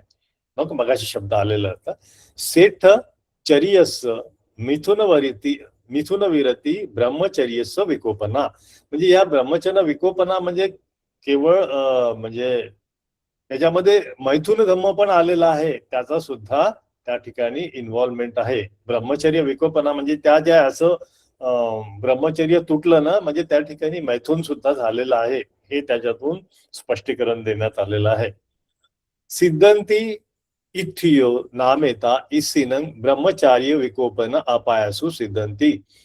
तर तो हा जो फिलॉसॉफिकल अर्थ आहे, सिद्धंती म्हणजे नुसतं त्या पाण्यामध्ये बुडणं नाही आहे, महासागरात ते जे दिसतो आहे समुद्र त्याच्यात बुडणं नाही आहे, तर ब्रह्मचारिक विकोपेनं अपाय भूमीमध्ये तो सिद्धंतो, म्हणजे अपाय भूमीपर्यंत त्याचं काय होतं, डिक्लाइन होतो, तो अधोगतीला जातो, या अर्थाने सिद्धंती हा शब्द आलेला आहे. सेसंग पुरीमन येवंग योजितव्य. बाकीच्या गोष्टी तुम्ही पूर्वीप्रमाणेच घेतल्या पाहिजे, ज्या आता सांगितलेल्या आहेत मी याच्या मायाच्या बाबतीमध्ये. तर एतंग पण बोधिसत्तनस सत्तस्य वचनं सुत्वा. आता तो तापस आहे, त्यांनी ह्या 3 गाथा ऐकलेल्या आहेत, त्याला आता उडता येत नव्हतं, त्यांनी या बोधिसत्वाच्या त्या तो गाथा ऐकलेल्या आहेत. तंग वचनं सुत्वा तापसो समुद्र म्हणजे ठितो एवं, म्हणजे तो समुद्रामध्ये थांबून नष्ट जानन पुन्हा उपादेत्वा, त्यांनी त्याचं नष्ट झालेलं नष्ट जान नाही का, त्याचं ध्यान जे डिस्टॉर्ट झालेलं आहे ते त्यांनी प्रयत्नपूर्वक पुन्हा तो ध्यानामध्ये प्रतिष्ठापित झाला. आणि अशा पद्धतीने जेव्हा तो उपादेत्वा, त्याचं ध्यान जेव्हा पूर्णपणे तो हे केलं, तेव्हा तो आकाशेन अत्तनो वसनठानं एवं गतो. मग तो त्यांनी आपल्याच त्या परत त्याची जी इद्धी आहे ती परत त्याची डेव्हलप झाली आकाशात उडण्याची, आणि त्या आकाशात उडून तो त्याच्या वसनठाने, त्याच्या ज्या राहण्याच्या ठिकाणी आहे त्या ठिकाणी गेला. या ठिकाणी आपण लक्षात घेतलं पाहिजे की इद्धी प्राप्त होणं म्हणजेच तुम्हाला एनलायटेनमेंट होणं असं होत नाही, हे याच्यावरून आपण लक्षात घेतलं पाहिजे. या इद्धी ज्या प्राप्त होतात त्या तुमच्या ध्यानाच्या वेगवेगळ्या अवस्थेने प्राप्त होतात, हे लक्षात घेतलं पाहिजे. आता पालीचे स्टुडंट आहेत हे लक्षात येईल, आणि याबद्दल जास्त चर्चा केली तर मग आपलं विषयांतर होऊन जाईल. तर ध्यान कुठलंही प्राप्त केलेलं आहे, म्हणजे आताच्या काळात असो की त्याही वेळात काळात आपल्याला आजही दिसतं, खूप लोक मोठमोठ्या इद्धी प्राप्त करतात किंवा त्यांना पॉवर असते. काही लोकांना असते की उडून दाखवायचं किंवा दुसऱ्याच्या मनात काय चाललेलं आहे ओळखायच्या, ह्या सगळ्या इद्धी आहेत नाही का. तर ह्या ज्या आहेत ना, ह्या प्राप्त झाल्या म्हणजे तो व्यक्ती परिशुद्ध झाला असं होत नाही, त्याला निर्वाण प्राप्त झालं असं होत नाही, हे याच्यामध्ये एकदम स्पष्ट आपण समजून घेतलं पाहिजे. हा, आता बोधिसत्व चिंतेसी. आता तो जो तापस आहे तो तर त्याने इद्धी प्राप्त करून निघून गेलेला आहे तो नाही का. तर मग बोधिसत्व चिंतेसी अयं तापसो एवं भारिको समानो सिंबली तुल वियंग आकाशेन गतो. हा जो तापस आहे इतका जड असून भारिको समान असून तो कसा गेलेला आहे, सिंबली तुल म्हणजे कापसाचा जो ते काटसापरीचा जो कापूस असतो सिंबली, त्याप्रमाणे आकाशाने गतो, आकाशात निघून गेला, फ्लाय करत गेला. मग मयापी इमिना विय झानंग उपादेत्वा आकाशेन चरित वट्टती. मग मी पण ध्यान का करू नये, हे ध्यान मी उत्पाद करेल आणि मी सुद्धा आकाशातून चारिका करू शकतो असं त्यांनी ठरवलं. मग तो परत आश्रमात आला. सो आसमंगत्वा, तो आश्रमात गेला. तंग इत्ती मनुष्य पेथंग पनुत्त पत्तंग नेत्वा. मग त्याच्यासोबत जी स्त्री होती तिला मनुष्य पथंग नेत्वा, ज्या रस्ते आहेत जिथून मनुष्य येणं जाणं करतात त्या रस्त्यावर गेला आणि म्हणाला गच्छत्व, तू आता परत जा. आणि ती उयोजयत्वा, तिला निरोप देऊन गुड बाय करून उयोजयत्वा अरय्यन परिस्थित्वा मनुष्ये भूमिभागे असमंग मापेत्वा. मग त्यांनी तो परत भूमिभागे तो परत त्या याच्या जंगलात आला आणि तिथे वेगळा आश्रम बनवला आणि इसी पबज्जा अभिजित्वा, तिथले जे काही ऋषी असतील त्यांच्याकडून पबज्जा घेऊन कसीनं परिकम्म कत्वा, कसीनं एक कम्मठान घेतलं. कसीनं काय आपण थोडक्यात बघूया. एक कम्मठान घेतलं आणि त्या कम्मठानाने अभिज्ञा, त्याला सुद्धा अभिया आणि समापत्तियोच निबद्धत्वा ब्रह्मलोक परायणो अवसी. त्या ठिकाणी त्यांनी त्या अभिया प्राप्त केल्या, समापत्ती प्राप्त केला आणि नंतर मृत्यूनंतर निबद्धत्वा परत तो ब्रह्मलोका पयाणो, तो परत तो ब्रह्मलोकामध्ये तो बोधिसत्व गेलेला आहे. तो ब्रह्मलोकातूनच आलेला होता. तो परत ह्या सगळ्या इद्धी प्राप्त करून तपज्जा घेऊन कसीनं परिक्रम करून तो परत त्या ठिकाणी गेलेला आहे. तर कसीनं काय आहे म्हणजे त्यांनी परत काय केलेलं आहे की त्यांनी त्या तापसाकडून प्रेरणा घेतली की हा जर उडू शकत आहे तर मी पण का प्रॅक्टिस करू नये. मी या स्त्रीच्या गुरफटलेला राहिलो तर मला सुद्धा हा जसा त्या युद्धीमधून, त्या उडण्याच्या युद्धीमधून हा जसा बाहेर पडला, त्याचं अधपतन झालं, तर त्यामुळे तो उडू शकला नाही. पण याचा मी बोध हा घेतला पाहिजे की मी सुद्धा याच्यासारखं उडायचं असेल तर मला काय करावं लागेल, पहिले स्त्रीपासून त्या स्त्रीच्या ज्या चक्रव्यूहातून मला पहिल्यांदा बाहेर पडलं पाहिजे आणि त्याच्यानंतरच मी माझ्या ध्यानामध्ये प्रगती केली पाहिजे. हा सगळा विचार या ठिकाणी तो व्यक्त करतो आहे, हे आपल्याला दिसतंय. तर कसीनं परिक्रम करतो. आता कसीनाबद्दल सांगायचं तर बुद्धाने जे कम्मठानं सांगितले आहेत ना, 40 कम्मठानं, त्या कम्मठानामध्ये जे 10 कम्मठानं आहेत ना ते आहेत कसीनं. तर 10 कसीनं कुठले, तर पहिले आहेत चार कम्मठानं जे आहेत ना, या 10 पैकी ते आहेत पृथ्वी धातू, तेजो धातू, वायू धातू आणि आकाश धातू. पृथ्वी, आप, तेज, वायू हे 4 आहेत आकाशने. तर हे जे आहेत ना काय म्हणूया त्याला, महाभूत हे 4 महाभूत झालेत. आणि दुसरे 4 जे आहेत ते कलर्स आहेत.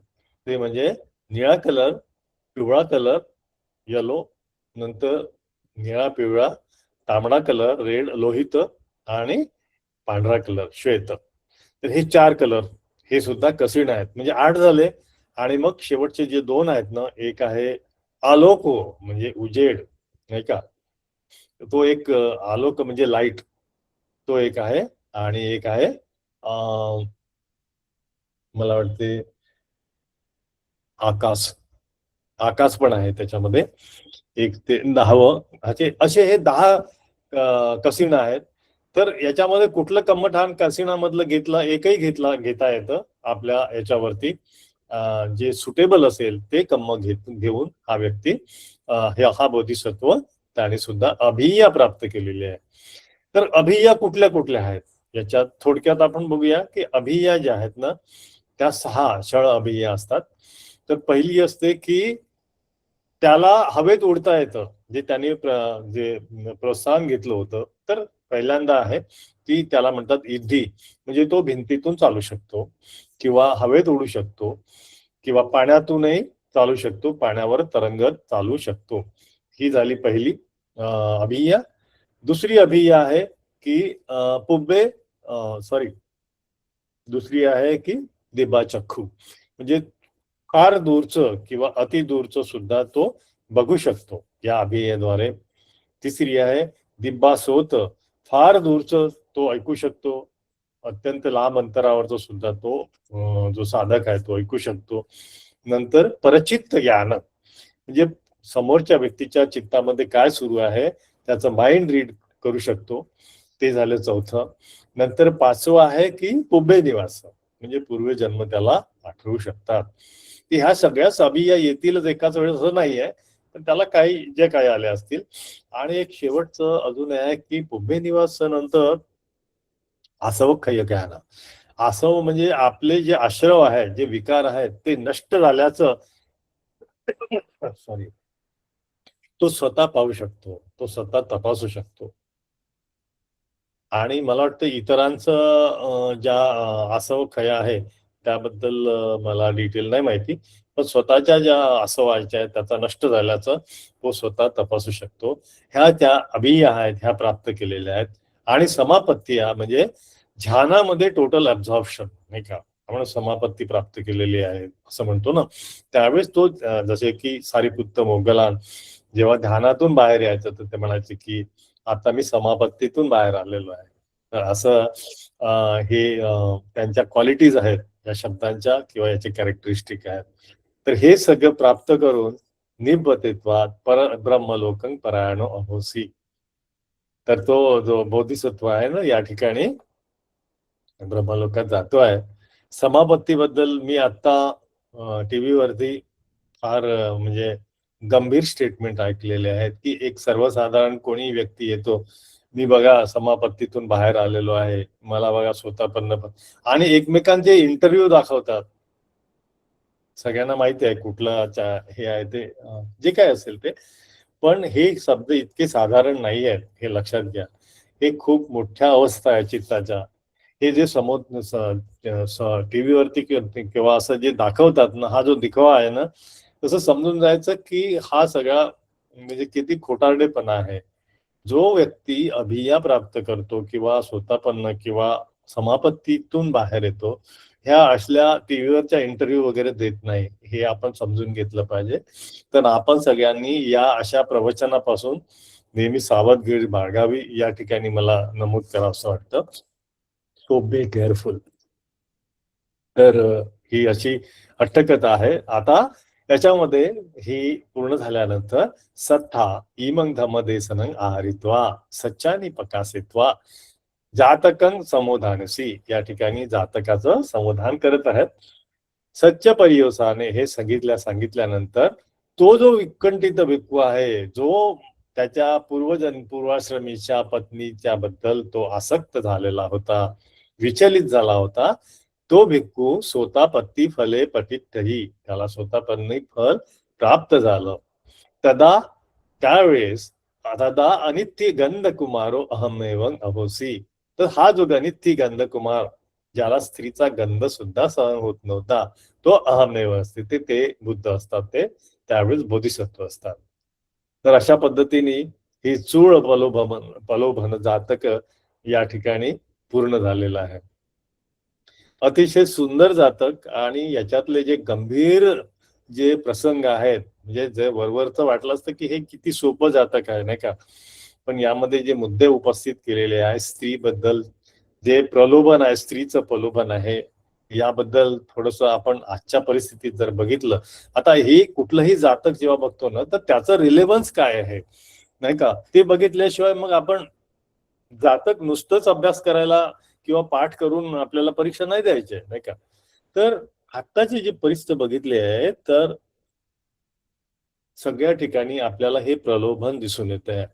स्त्रीच्या आसक्तीबद्दल नेहमी टीका केली जाते की स्त्री ही इतरांना आकर्षून त्यांना प्रलोभनात पडणारी किंवा अशाच पद्धतीची इमेज एक या अशा पद्धतीची जे जातक कथा आपण ऐकतो ना, तर बुद्ध धम्माच्या ह्या अशा जातकांवरती एक टीकाकारांना एक खूप मोठी संधी उपलब्ध करून, म्हणजे ती संधी बघतात आणि याचा कसा विपर्यास येतो की म्हणतात की नाही, बुद्ध तर स्त्रीला एकदम काय म्हणतात की प्रलोभन देणारी किंवा पुरुषांना आसक्त करणारी. एका ठिकाणी आपण धम्मपद अठ्ठकथेमध्ये बघितलेलं आहे, गाथा क्रमांक 243 असेल, त्या ठिकाणी ते जे स्त्रीचं जे कॅरेक्टर आहे, ती कसं आहे, मलिथिया, म्हणजे स्त्रीचं कॅरेक्टरच असं आहे की ते मलयुक्त आहे आणि तिच्यापासून सावध राहायला पाहिजे. तर बघा बुद्धांनी कशी स्त्रीला कमी लेखलेलं आहे, तिच्यापासून दूर राहा बरं असं म्हटलेलं आहे. पण त्यांनी किती चुकीचा अर्थ घेतलेला आहे, कसं ते त्याचं इंटरप्रिटेशन चुकीचं करतायत हे आपल्याला समजून देता आलं पाहिजे. आता याच अट्टकथेमध्ये जेव्हा आपण बघतो, या अट्टकथेच्या दृष्टीने जेव्हा बघतो की ती स्त्री जबाबदार आहे की आपली पुरुषांची आसक्ती ही जबाबदार आहे, हे आपण आता थोडक्यामध्ये मी थोडासा सांगायचा प्रयत्न करतो की आजच्या जमान्यामध्ये जे काही क्राईम्स होत आहेत ना त्याच्या रिलेटेड स्त्री इन्व्हॉल्व असतेच. आणि सगळ्यात जास्त क्राईम होतात ते स्त्रीवरच होतात. म्हणजे उदाहरणार्थ आता हा पॉलिटिकल सिनारिओ बघा, आताच्या काळात जो दिसतोय, आता जाऊ द्या दूरचं महाराष्ट्रामध्ये, यामध्ये स्त्रीच्या ज्या घटना दिसत आहेत आपल्याला की तिचं कसं एक्सप्लॉयटेशन होत आहे, तसा किती वापर होतो आहे, कुठला बाबा कुठल्या पद्धतीने तिचा वापर करून पॉलिटिकली तो कनेक्ट होतो आहे, हे आपण स्वतः बघताय. आणि बुवाबाजी तर आलीच मग त्याच्यामध्ये. आणि बुवाबाजी येऊन आता कसं आहे, स्त्री एक तर त्यागाची वृत्ती, सेन्सिटिव्ह आणि दिसायला सुंदर आहे, तर तिचा कसा मिसयूज करता येईल, कसं तिला इन्व्हॉल्व करून तिचं एक्सप्लॉयटेशन केलं जाईल, हेच बघितलं जातं. मग ते सत्ता मिळवण्यासाठी असो, तिचं इन्व्हॉल्वमेंट, पैसा मिळवण्यासाठी, प्रॉपर्टी मिळवण्यासाठी, आणि जे काही अनैतिक संबंध आहे त्यामध्ये सुद्धा स्त्रीचा कसं एक्सप्लॉयटेशन होतं ते पण आपण आजच्या काळामध्ये बघतोय. पॉलिटिकल मधले जे कलह सुरू आहेत, तुझी सत्ता की माझी सत्ता, माझे इतके आमदार की तुझे इतके आमदार, यामध्ये काय काय गोष्टी घडलेल्या आहेत ह्या तुम्ही स्वतः तपासा. आणि कसं स्त्रीला त्या ठिकाणी एक्सप्लॉइट केल्या गेलेलं आहे. आणि नंतर तुमचं कोर्ट केसेसमध्ये स्त्रीला कसं मिसयूज करून तिच्याकडून खोटे दावे हे करून घ्यायचे, आणि वरून सगळं झाल्यानंतर तिलाच म्हणायचं की स्त्री कशी आहे, स्त्री म्हणजे पुरुषाला आकर्षित करून तिला भुणवणारी, तिला चक्रव्यूहात अडकवणारी अशी ही स्त्री आहे. अहो 5-5 वर्षाच्या 4 वर्षाच्या मुलींवरचे जे अत्याचार होत आहेत, ती कुठली तुम्हाला प्रलोभन देऊन त्या पुरुषांच्या याला हे करते आहे, आकर्षित करते आहे, चक्रव्यूहात अडकते आहे. ह्या सगळ्या गोष्टीचा जेव्हा आम्ही अनालाइज करतो त्यावेळेस लक्षात येतं की ही स्त्रीची आसक्ती ही नाही आहे, ही पुरुषांची आसक्ती आहे, पुरुषांची विकृती आहे. हे या ठिकाणी प्रकर्षाने तुम्ही थोडस अनालाइज करून बघा, या सगळ्या ठिकाणी महिलेचा किती भयानक एक्सप्लॉयटेशन होतं हे लक्षात घ्या. आणि वरून आम्ही सांगतो की स्त्रीला देवी आहे, ती तर देवी आहे, नारी शक्ती, स्त्री वाचवा किंवा बेटी पढाओ बेटी बचाओ, ती संसाराचा उद्धार करते, ती सगळ्या समोर. आणि त्या अशा गोल गोल शब्दाच्या आडून स्वतःची तृष्णा, पुरुषांची विकृती याच्यासाठी स्त्रीलाच इन्व्हॉल्व केलं जातं, तिलाच बरडलं जातं, आणि तिच्यावरच परत आरोप घेतात की ही स्त्री तर काय, ही समोर ती आली म्हणून आम्ही तिचा वापर केला, आम्ही बोलवलं होतं का स्त्रीला? आणि तिला इमोशनली ब्लॅकमेल कोणी केलेलं आहे? आम्हीच केलेलं आहे, पुरुषांनीच केलेलं आहे. आणि वरून म्हणता की आम्ही खूप चांगले गृहस्थ आहोत. हो, ती स्त्री आलेली आमच्याकडे मदत मागायला. मग तुम्ही मदत मागायला आला ना, तर तिचा मिसयूज नाही करायला पाहिजे. इतक्या म्हणजे समाजातली संकट घेऊन येते हो स्त्री, त्या एखाद्या बाबाकडे जाते, ती बिचारी पछाडलेली असते, तिला जेव्हा समजत नाही की आपण काय करावं त्यावेळेस ते बाबाकडे जाते, आणि तो बाबा तिला मदत करण्याऐवजी तिला देवी समजतो ना, तो देवी म्हणतो ना, तिचं जेवढं एक्सप्लॉइट करता येईल तेवढं करायचं, आणि परत तिचीच बदनामी होईल याची धमकी तिला देऊन तिलाच अजून ब्लॅकमेल करायचं. इतका म्हणजे पुरुषाचा जी तृष्णा आहे ना, ही विकृती आहे ना, या ठिकाणी आपण हायलाइट करून सांगायला पाहिजे. जेव्हा हे लोक सांगतात की बुद्धाने स्त्रीला डॉमिनेट केलेलं आहे, बुद्धाने स्त्रीला डॉमिनेट केलेलं नाही आहे, तिला अतिशय उच्च स्थान दिलेलं आहे, हे आपण लक्षात घ्या. पुन्हा आपण त्या गाथा बघूया, काय म्हटलेलं आहे बुद्धाने, की स्त्रीला दोष नाही दिलेला आहे या गाथांमध्ये. त्या गाथामध्ये दिलेला आहे की तुमच्या स्त्री मधली जी आसक्ती आहे त्याबद्दल बोलत आहेत बुद्ध. अभिज्यमाने वारिस मी सय आगमन विद्या, म्हणजे तुझ्यामधली जी आसक्ती आहे रे, ती आसक्ती जेव्हा तुझ्याकडे म्हणजे ती तुझ्याकडे नव्हती ती आसक्ती, त्यावेळेस तू समुद्र पार करू शकत होतास हवेतून. पण ज्या वेळेस तुझ्यात आसक्ती उत्पन्न झाली त्यावेळेस तू या संसार सागरामध्ये बुडायला लागलेला आहेस. आणि जे शहाणे लोक आहेत, छिदंती न विदित्वान, हे जेव्हा जे तू जर जाणलंस की ह्या आवटणी महामायेमध्ये या स्त्रीच्या ज्या तिच्या स्त्रीला आकर्षित होऊन तिच्यामध्ये तू गुंतलायस, गुंतणं न गुंतणं तुझी जबाबदारी आहे. तिने तिचा जो जो स्वभाव आहे, नैसर्गिक स्वभाव तो आहे, पण तू त्याच्यापासून सिदंती न विदित्वानी आपण त्याच्यामध्ये बुडतो आहे हे जेव्हा तो जाणतो, आरक्का पजेवे, त्यावेळेस तो त्या अशा ज्या स्त्री लोलूप गोष्टीपासून तो दूर राहतो. हे बुद्ध सांगत आहेत. हे आपल्याला त्यांना निश्चितपणे समजून देता आलं पाहिजे. तर या ठिकाणी ही धम्मपद ही जी जातक कथकथा या ठिकाणी पूर्ण झालेली आहे. आपण निश्चितच याचा बोध घेतला पाहिजे. आणि ह्या ज्या स्त्रीची जी भूमिका आहे, हे जे प्रलोभन दाखवलं जातं, म्हणजे अजून प्रलोभनाचे बरेचसे एक्झाम्पल आहेत, पण मी देऊ इच्छित नाहीत, म्हणजे तुमच्या अंगावरती काटा येईल. आणि सगळ्यांना माहिती आहे, म्हणजे 2 मिनिटात सांगतो की एखाद्या पुरुषाला एखादं महत्वाचं काम करून घ्यायचं असेल तर तो प्रलोभन दाखवतो त्या व्यक्तीला, त्याला चुकीच्या पद्धतीने काम करावं, ऑफकोर्स अनैतिक पद्धतीने काम करून घ्यायचं असेल तर त्याला 2 प्रलोभन द्यायचं आहे. मुद्दा आपला प्रलोभनाचा आहे म्हणूनच बोलतोय. तो प्रलोभन देतो पहिल्यांदा पैशाचं आणि नंतर देतो स्त्रीचं. हे तुम्ही जगामध्ये उदाहरण बघितलेलेच असतील. तर यामध्ये स्त्री ही इन्व्हॉल्ड आहे.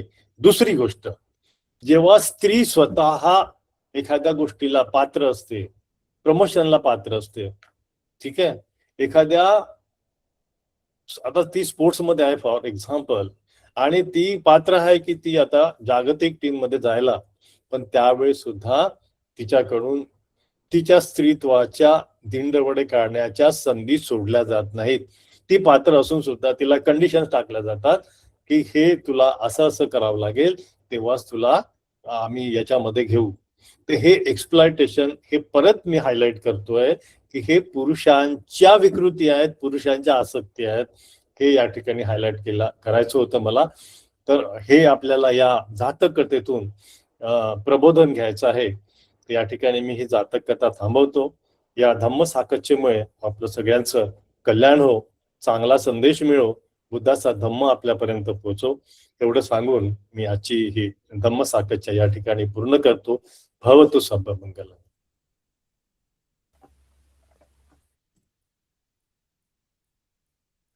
साधू साधू साधू सर. खूप सर आजच्या आधुनिक याच्यामध्ये तुम्ही त्याचं उदाहरण देऊन खूप सुंदर जातक सांगितले. आणि माणसाचे मन किती संयमी असले तरी आपण सावध न राहिलाच त्याचं ते मोहाचे क्षण आपल्याला कसे विचलित करू शकतात. आणि खूप सुंदररित्या संयम आणि आत्मबल हे कसं आपण राखलं पाहिजे याबद्दल तुम्ही सांगितलं. खूप खूप साधुवाद सर. Lots of Mehta. कुणाचे काही प्रश्न असतील तर विचारावे सरांना. सरांनी बरीच गोष्टी कऱ्या, 10 कसीन त्याच्याबद्दलही सरांनी सांगितले. आणि या तिन्ही गाथा अतिशय सुंदर होत्या आणि खूप छान त्याचा भावार्थ आणि स्पष्टीकरण सरांनी सांगून दिले आहे. कुणाचे प्रश्न असतील तर जरूर विचारावे. जय भीम सर. जय भीम. काय आहे की तुम्ही जे अभिय सांगितले 6, त्या अभिय कसीन रिलेटेड आहेत की झान रिलेटेड आहेत? त्याची जरा माहिती सांगा. ओके. कसीन इज द टूल, झान इज द प्रोसेस. ध्यान ही प्रक्रिया आहे. म्हणजे ध्यानामध्ये जाण्यासाठी मला काहीतरी टूल पाहिजे आहे. सोपं उदाहरण सांगतो की मला आनापानसती करायची आहे, म्हणजे मला कॉन्सन्ट्रेशन साधायचं आहे. तर कॉन्सन्ट्रेशन साधणं याच्यासाठी मला काहीतरी टूल पाहिजे. तर माझ्याकडे काय सगळ्यात सोपं टूल काय आहे? श्वास. श्वास. तर हे जे श्वास आहे, तर या श्वासाकडे बघत बघत मी कॉन्सन्ट्रेट करतो. तर आणि हे कॉन्सन्ट्रेट करता करता मी कॉन्सन्ट्रेट होतो, म्हणजे श्वास बघता बघता मी कॉन्सन्ट्रेट होतो, म्हणजे मी ध्यानात जातो. कुठल्या ध्यानात, कुठल्या लेवलवरती, त्यानंतरच्या गोष्टी आहेत, मी ध्यानात जातो. तर हे जे ध्यान जे सांगितलेले आहेत ना, हे 8 लेवलचे आहेत. प्रथम ध्यान, द्वितीय, तृतीय, चतुर्थ, पंचम, है ना. बरोबर. तर तुम्ही कोणतंही कसीन घेतलं, तुम्हाला सोयीस्कर, बुद्ध सांगायचे की तुला हे कसीन म्हणजे ऑब्जेक्ट ऑफ मेडिटेशन आहे, जसं की पृथ्वी धातू, तेजो धातू, वायू धातू, है ना. त्यातलं जसं मी आनापान हे ध्यान आहे की म्हणजे श्वास जसा आहे ना, सुद्धा एक प्रकारचं ऑब्जेक्ट आहे. तसंच हे 10 कसीन सुद्धा ऑब्जेक्ट आहे. फरक लक्षात आला. मला ध्यानामध्ये जायला टूल पाहिजे, हे टूल म्हणजे 10 कसीन, one of the out of 40. Out of 40. अच्छा, दुसरा एक प्रश्न आहे सर. तथागतांनी महिलांसाठी किंवा महिलांना त्याने उच्च दर्जा दिलेला आहे. आपण आता धम्मामध्ये किंवा बऱ्याच अट्टकथामधून किंवा जे काय पाली साहित्य आपल्याला जे काय अवेलेबल आहे त्यामध्ये आपल्याला असं समजतं स्टडी करताना किंवा वाचताना किंवा अभ्यास करताना की तथागतांनी स्त्रियांना वरचा दर्जा दिलेला आहे. तसं डॉक्टर बाबासाहेब आंबेडकर यांनी 33% किंवा जे काय महिलांचं आरक्षण आहे किंवा आता प्रेझेंटली येते किंवा मागं काही 78 किंवा कुठेतरी मध्ये एक पास झालेली की 33% रिझर्वेशन फॉर दी महिला, म्हणजे महिलांसाठी. त्याचं रिलेशन इथे कुठे म्हणजे बाबासाहेबांना काय अभिप्रेत होतं आणि तथागतांना काय आहे ते आपल्याला माहिती आहे पाली साहित्यामध्ये. बाबासाहेबांना काय अभिप्रेत होतं, काय हायलाइट करता येईल?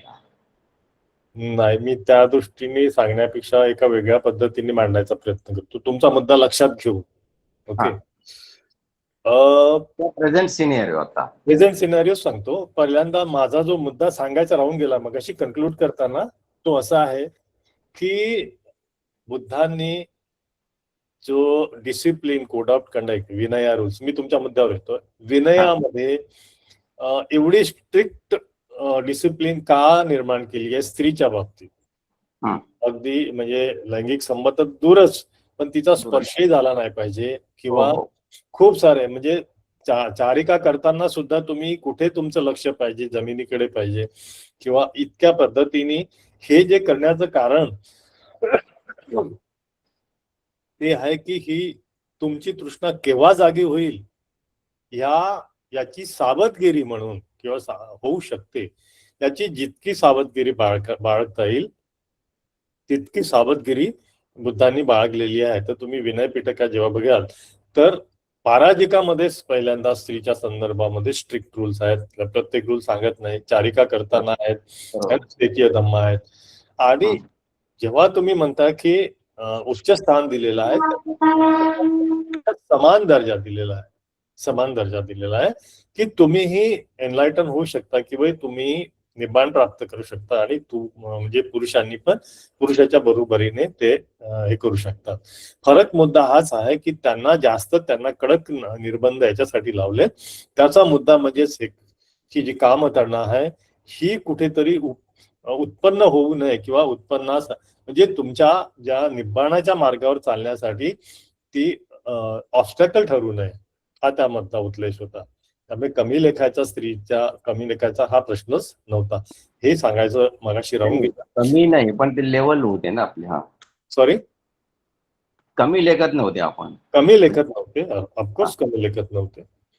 तर ती तर पटाचार्याला तर काय म्हटलं, ती भगिनी म्हटलेलं आहे, ती चिंचा जी पोटावरती कापड बांधून त्यांच्या समोर त्यांना बदनामी करण्यासाठी आणि त्यांना मग नंतर मारायचं होतं त्यांना, कारण तिचे मारेकरी मागे होते लपलेले.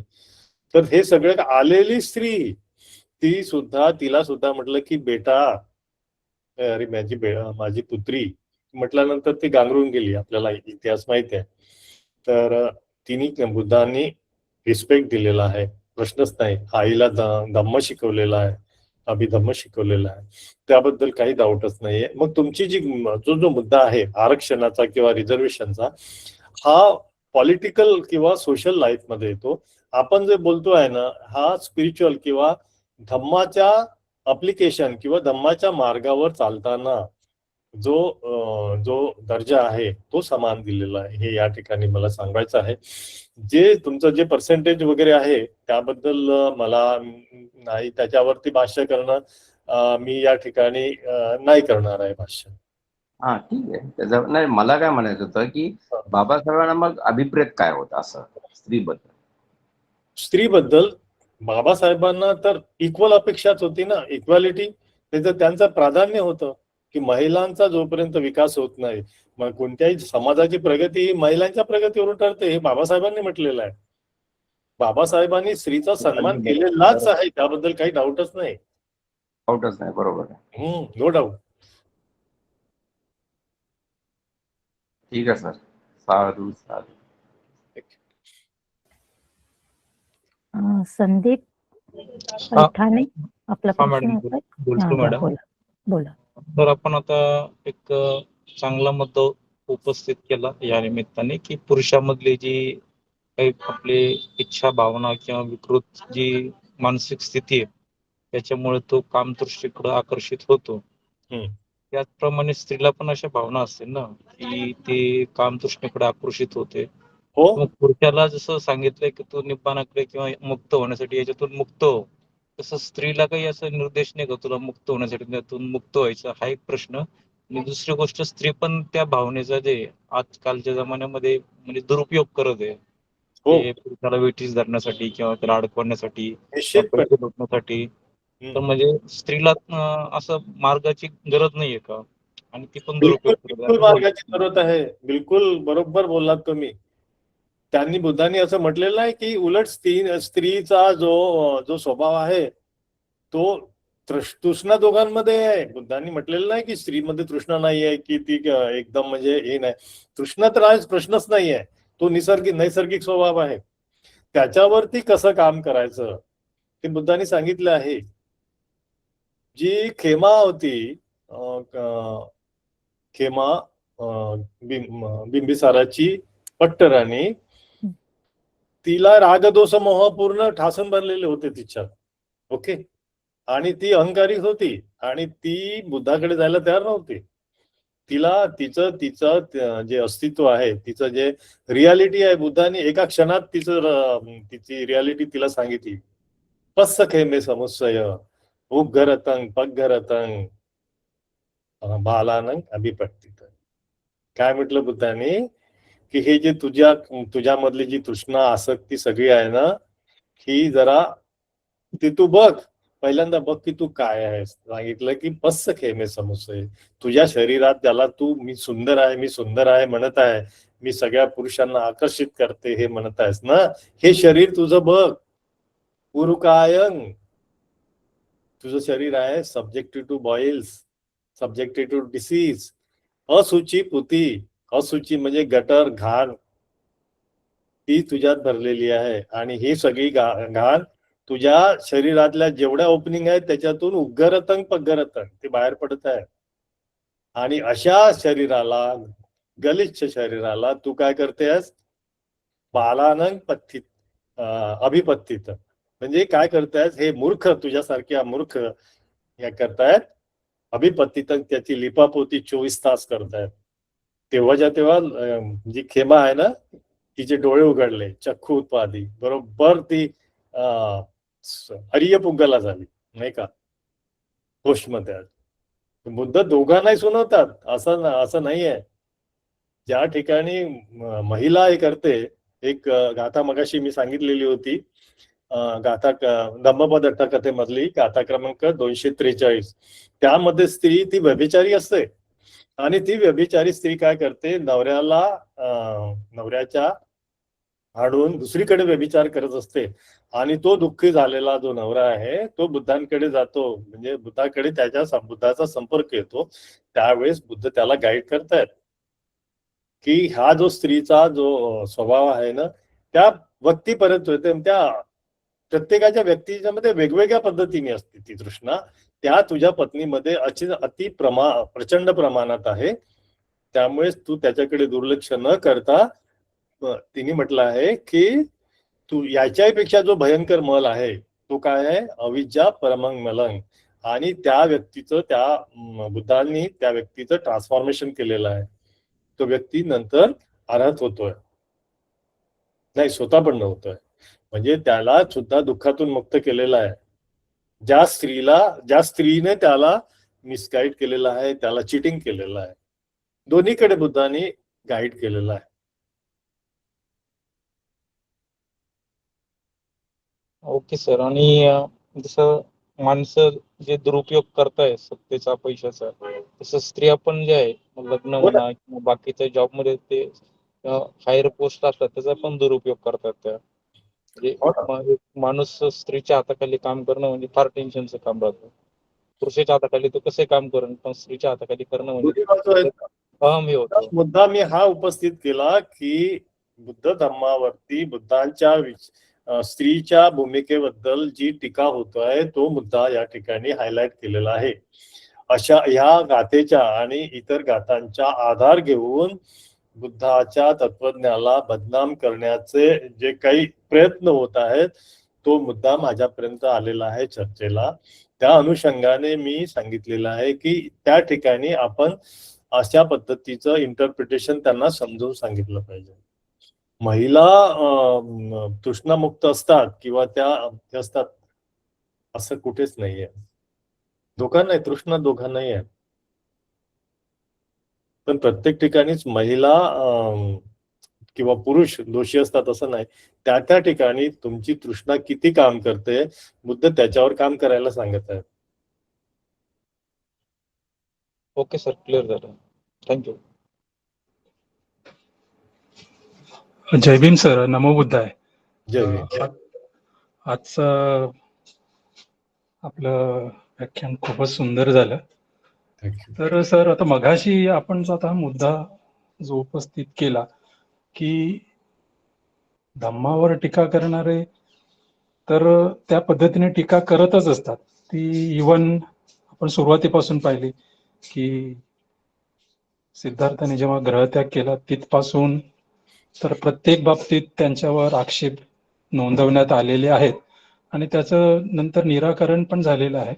आणि बुद्धांनी जे आपल्याला याच्यामध्ये सांगितलंय, जो मार्ग सांगितलाय, त्या मार्ग हा किंवा प्रत्येक स्त्री धर्म पुरुष धर्म जो नैसर्गिक आहे तो आहेच, परंतु त्याच्यावर कसं यश मिळवायचं त्याच्याबद्दल त्यांनी याच्यामध्ये सांगितलं. आता जसं तुम्ही सांगितलं की सम्यक समाधी प्राप्त करण्यासाठी आपण जसं कल्याण मित्रांकडनं जे 40 कम्मस्थानापैकी कुठले तरी एक कम्मस्थान निवडतो, त्यातले 10 कसीन आहेत जेणेकरून आपण त्याच्यावर एकाग्रता स्थापन करून नंतर पुढे हे करतो. परंतु हे सगळं करत असताना ती एकाग्रता भंग करण्यासाठी जे 5 विकार नेहमी अडथळे आणतात, जसा चक्षु, श्रोत्र, घाणेंद्र, जिव्हा आणि कायास, तर हे जे 5 आहे तर हे उत्पन्न करण्यासाठी येतात असं बुद्ध सांगतातच, परंतु त्याच्यावर कसा विजय मिळवायचा ते पण सांगतात. बरोबर. जसं त्यांनी सांगितलं व्यापात, कामछंद, तीनमित्त, कुकुच्च किंवा विचिकित्सा वगैरे. तर ह्या सगळ्या गोष्टी त्यांनी सांगितलेल्या आहेत.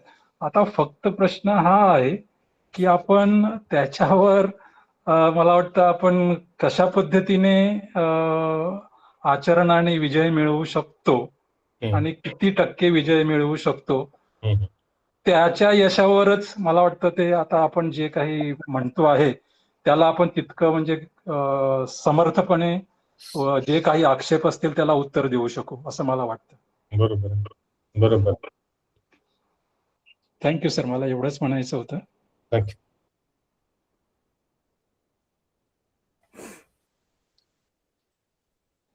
Thank you Dilip sir. मी मिसाळकर सरांना विनंती करते त्यांनी आजच्या विषयावर सर आम्हाला मार्गदर्शन करावे. नमो तस्स भगवतो अरहतो सम्मा संबुद्धस्स. लबाने सरांचं जे आजचं लेक्चर झालं ते खूपच छान झालेलं आहे आणि छोटं होतं ते, पण ते चांगले विस्तृत करतात. आणि हा जो विषय आहे ना, हा चर्चेला जात नाही जास्त. कारण स्त्री किंवा पुरुषाच्या बद्दल असला की लोक म्हणजे शक्यतोवर बोलत नाहीत किंवा मग गुपचूप बोलतात, कानाफुसी म्हणतो आपण असं. म्हणजे अभिधम्माच्या पातळीवर असं स्पष्टपणा नाही ठेवल्या जात. त्यामुळे तो जो विकार आहे, खरं म्हटलं तर फस्स आहे ना आपला. आपल्याला इंद्रियाबद्दल नेहमी माहिती असतं की जे इंद्रिय जे आहेत म्हणजे चक्षु इंद्रिय असेल किंवा सोत इंद्रिय असेल, जिव्हा इंद्रिय, पण आपली स्किन जे आहे म्हणजे आपलं काय म्हणू चर्म जे आहे त्याच्यानं स्पर्श जाणवतो आपल्याला. त्याच्यावर फार कमी म्हणजे चर्चा केली जाते, पण त्याचा अनुभव खूप जास्त आहे. म्हणजे कामभोग जो आहे किंवा स्त्री पुरुष आसक्ती जी आहे हे कशाशी संबंधित आहे, तर हस्स जो आहे ना, आपल्या शरीराने जो स्पर्श करतो ना, त्यापासून जे समाधान मिळतंय किंवा जी इच्छा तृष्णा वाढते, इच्छा उत्पन्न होते, तर आपल्याला जातकामधून म्हणजे तसं बुद्धाने अनेक सूत्रामधून गाथामधून ते सांगितलेलंच आहे आणि आता चर्चा पण सुरूच आहे. तर इथे म्हणजे बोधिसत्वाचे स्वतःचे अनुभव आहे की ते कसे अडकले किंवा बुद्धाने अनेक स्त्रियांचं कौशल्य दाखवलेलं आहे सुत्तामध्ये की स्त्रिया पुरुषांना आपल्या स्त्री कलेद्वारे है ना, टॅक्टिस म्हणू आपण किंवा स्किल्स म्हणू आपण, त्या पुरुषाला कसं लुभावित करतात त्याचं त्यांनी सांगितलेलं आहे. म्हणजे स्पेशली तपस्वी असतील किंवा राजा असेल किंवा बोधिसत्व असतील, यांना कसं आकर्षित केलं गेलं. बरं, नुसतं यांना नाही तर सामान्य लोक जे असतील त्यांना पण आकर्षित करण्यासाठी म्हणजे दासीचा कसा उपयोग झालेला आहे ते पण आपण जातकथा किंवा पाली साहित्यातून दिसतंय. एवढंच नाही तर जे तपस्वी असतात ते एवढं म्हणजे तपस्या करतात तर ती म्हणजे सक्क देवराजा जो आहे, इंद्र स्वर्गाचा राजा आहे, तर आपण म्हणतो ना, याच्या आधी आपण त्याच्यावर स्पेशल लेक्चर घेतलेले आहे, त्याचं आसन हलतंय म्हणजे किंवा गरम होत आहे असं, म्हणजे त्याला सिग्नल जातो की कोणीतरी खूप तपश्चर्या करत आहे, खूप मेडिटेशन प्रॅक्टिस करत आहे, ज्याच्यामुळं माझं आसन नाही केलंय काय, माझ्या सिंहासनाला धोका तर नाहीये ना, माझी जागा घेण्यासाठी तर तू एवढे व्रत किंवा तपस्या करत नाही ना. म्हणून त्याला बऱ्याच वेळा भीती वाटत असते सक्क देवराजाला, आणि बऱ्याच वेळा तो अप्सरांना पाठवलेलं आहे त्यांनी. इव्हन बोधिसत्वाची तपस्या भंग करण्यासाठी सुद्धा त्यांनी अप्सरा पाठवलेली आहे. आणि ती अप्सरा कोण होती म्हणजे जेव्हा जातक संपल्यावर येते ती उपल्वन्ना होती.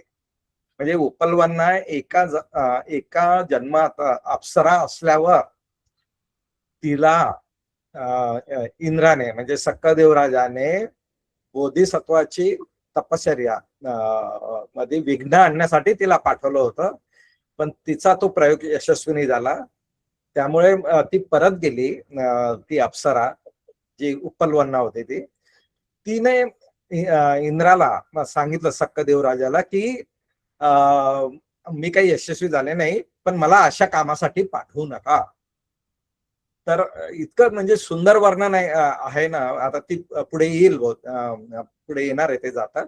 पण थोडक्यात पुरुषांना लोभवण्यासाठी किंवा डिस्ट्रॅक्ट करण्यासाठी त्याच्या मिशन पासून किंवा काही माहिती काढण्यासाठी म्हणजे स्त्रियाचा उपयोग केला गेलेला आहे, स्त्री कलेचा उपयोग केला गेलेला आहे. म्हणजे धम्मपदामध्ये आपण सुरुवातीलाच बघितलं, मला वाटतं कुंभघोषक आहे ना काहीतरी अट्टकथा आहे, तर म्हणजे त्यात असं दाखवलेलं आहे की एक श्रेष्ठी जो असतो त्याला एकुलता एक मुलगा असतो आणि भरपूर धन असतंय, पण आणि ते गाडून ठेवतात ते धन. तर त्या गावात म्हणजे महामारी जेव्हा येते तेव्हा मग तो पिता म्हणजे तो श्रेष्ठी आपल्या मुलाला सांगतो की मी इथे इथे धन लपून ठेवलेलं आहे, तू आता या गावात राहू नको, तू या गावातून दूर पळून जा, म्हणजे हे जे गाव आहे हे सोड, कारण महामारी आहे, सगळेच मेलो तर त्या धनाचा काही उपयोग नाही, कमीत कमी तू तर जीव वाचव. आणि तो निघून जातो. आणि जेव्हा तो परत येतो मोठा झाल्यावर, तर तो पहिले तर बघतो की धन आहे का, कारण ते सगळे लोक मेलेले आहेत महामारीनं, फार मोजकेच जगले असतील, जर जगले असतील याला कोणी ओळखत नाही. ओळख तरी कोणाला देणार, आणि ओळखही द्यायची तर एवढं मोठं धन आहे जर म्हटलं तर राजा तर त्याला मारून टाकेल किंवा इतर लोकही त्याला जगू देणार नाही. तर तो आहे ना पहिले धन शोधतो आहे का तिथे, मग तो आहे असं म्हणजे त्याच्या लक्षात येतं. तर तो नंतर त्याच नगरात राजाकडे नोकरी करतो, एक दास म्हणून, एक नोकर म्हणून. तर एकदा ना त्याचा आवाज म्हणजे तो काहीतरी बोलतो, कोणीतरी त्याला बोलवतो. तर हा जेव्हा मुलगा जेव्हा बोलतो ना, त्याच्या तोंडातून जेव्हा आवाज येतो, तर मला वाटतं तो राजा बिंबिसार आहे की कोण, आता माझ्या लक्षात नाही सध्या. तर तो जो राजा असतो तो आवाज, हॅलो, हा बिंबिसारच आहेत. हा, कारण बरेच दिवस झाले वाचून त्याला. थँक्यू शिवाजीराव. तर ते आवाजाचे असे तज्ञ असतात. तर तो म्हणतो हा कोणाचा आवाज आहे, तर ते म्हणतात आपल्या इथे एक नोकर आहे ना त्याचा आवाज आहे. मग त्याला बोलवतात ते, तुझं नाव काय आहे वगैरे, तर तो आहे ना खोटं सांगतो, मी नोकर आहे वगैरे वगैरे असं सांगतो. पण राजाला आहे ना डाऊट आहे, कारण त्याचा अभ्यास असा सांगतो की हा असा आवाज असणारा व्यक्ती खूप श्रीमंत असायला पाहिजे. आणि हा मुलगा खोटं बोलतो तर राजाचं समाधान होत नाही. तेव्हा तो आपल्या दासीला, राजा आपल्या दासीला पैसे देतो की मला याचं सत्य शोधून काढून दे. आणि मग त्यावेळेस 1000 कहापन्न दिले असा त्याचा उल्लेख आहे. आणि मग ती दासी आपल्या एक तरुण मुलीला घेऊन आहे ना असं म्हातारी बनून जाते आणि असे गरीब गरीब बनून जाते. आणि हा जिथे राहतो ना हा मुलगा, तिथे ते म्हणतात आम्हाला आसरा दे. तर तो म्हणतो मी गरीब आहे, मी काय आसरा देऊ. पण ती बरोबर तिच्या कलेनं त्याला हे करते, कन्व्हिन्स करते. आणि नंतर मग एकच खाट असते किंवा पलंग असतो तो, त्याच्यावर तो मुलगा झोपतो आणि ही दासी आणि तिची मुलगी खाली झोपते, असा तो सीन आहे. आणि मग ती हळूहळू त्या पलंगाचे खाटेचे पाय कापून ठेवते. नंतर पाणी येतं खूप, मग तो म्हणतो असं कर की मी तर खाली झोपेन पण ही मुलगी कशी झोपेल, याला थोडा वेळ जागा दे थोडं खाटेवर. असं करून नंतर मग त्या मुलीचे आणि त्याचे म्हणजे आकर्षण निर्माण होत आहे. आणि मग पुढे ते सत्य पुढे येते प्रकाशात. तर इथे पण आपल्याला दिसतंय की स्त्रीचा उपयोग कशासाठी केला गेलेला आहे, किंवा काम जो भावना आहे तिचं कसं ट्रेस आउट केलं गेलेलं आहे. तर असे अनेक प्रकारच्या कथामधून आपल्याला हा विषय समजून घ्यायचा आहे. का एखादी कथा वरूनच आपण फायनॅलिटीवर येऊ शकत नाही, कारण त्याला अनेक पैलू आहेत. जसं आहे तसं पुरुष कसे लोभी आहेत, पुरुष कसे स्त्रियांसाठी आकर्षित होतात. एक सुत्त जे आहे त्यात त्यांनी सांगितलं ना की स्त्रीला पुरुषाचा आवाज आहे, स्वर खूप आवडतो, स्त्रीला पुरुषाचा खूप आवडतो, पुरुषाला स्त्रीचा खूप आवडतो. असे म्हणजे त्यांनी सांगितलेलं आहे काम भावनेबद्दल. त्याचं वागणं आवडतंय, त्याचं बोलणं आवडतंय, स्त्रीला पुरुषाचं किंवा पुरुषाला स्त्रीचं असं. तर हे सगळे काम भावनेचे बारकावे बुद्धाने अनेक सुत्ता आणि कथामधून सांगितलेले आहे. आणि हे परंपरेनं चालत आलेले आहे. जे जाणतात किंवा काम भोगाचे दुष्परिणाम बघतात ते त्याच्यापासून सावध राहतात. जे नाही म्हणजे धम्म त्यांच्यापर्यंत पोहोचला नाही किंवा आपले विकार ते थोपू शकत नाही, मग पुढे जे प्रकरण आपण रोज न्यूजपेपर मध्ये बघतो किंवा बातम्यामध्ये बघतो किंवा आजूबाजूला बघतो ते आपण तुम्ही जाणता, तुम्ही साक्षी आहात असा. तर हा एक विषय होता. दुसरा विषय म्हणजे प्रश्न उत्तरात आला होता की या आता इथे जो आहे या कथेतला तपस्वी आहे, तर हा जो कुमार आहे, बोधिसत्व कुमार आहे, हा स्त्रियापासून दूर राहतो. पण एक स्त्री तर त्याच्यापर्यंत पोहोचतेच आणि त्याला आकर्षित करते आणि मग तो घेऊन बाहेर जातो आहे ना, जंगलामध्ये राहतो. तो पुढे एक ऋषी येतो, तो पण बघतो तिला, तो पण आकर्षित होतो. असे अनेक प्रसंग आलेले आहे. स्त्रीचा पदर डळला आणि तो तपस्वीचे म्हणजे आकर्षित झाला. तर हे काय आहे आता म्हणजे जातकात आलेलं आहे. म्हणजे म्हणून सांगतो की एक म्हणजे तपस्वी आहे, राजाने त्याला आश्रय दिला, उद्यानात गेला, तो उद्यानात राहत होता. मग राजा बाहेर गेल्यावर मग हा तपस्वी तिच्याकडे गेला, आकाशात उभा राहून तिच्या खिडकीजवळ बघितला. तर ती रूम मध्ये होती ती राणी, तर तिचा पदर खाली पडला, तर याच्या काम भावना उत्तेजित झाल्या. तर असे अनेक प्रसंग आहेत. तर बघा, तुमची इच्छा नसताना विशिष्ट परिस्थिती निर्माण जर झाली तर तुमच्या मधील विकार हे बाहेर येतात. सरळ म्हणजे मी तर बरेच वेळा उदाहरणं देतो असं, की तुम्ही रस्त्याने चालले आणि काहीतरी सोन्याचा काहीतरी दागिना खाली पडलेला दिसला, तर तुम्ही काय करता, म्हणजे किंवा पैसे म्हणा किंवा काही महत्वाची वस्तू आहे, तुम्ही इकडे तिकडे बघणार कोणाचा आहे का, आणि तिथे जर कोणीच नसलं तर तुम्ही उचलणार ते, कारण कोणीतरी उचलणारच आहे, तर तुम्ही उचलल्या. आता ते अदिन्न दाना झालेला आहे, म्हणजे चोरी झालेली आहे थोडक्यात एका अर्थानं. तर तुम्ही जेव्हा रस्त्याने चालले होते तर तुमचं चोरी करण्याचं काही इंटेन्शन नव्हतं, अदिन्न दानाचं काही इंटेन्शन नव्हतं, पण तशी परिस्थिती निर्माण झाली आणि त्या परिस्थितीमुळे काय झाला की तुमचा तो विकार आहे तो वर आला आणि ती घटना घडली.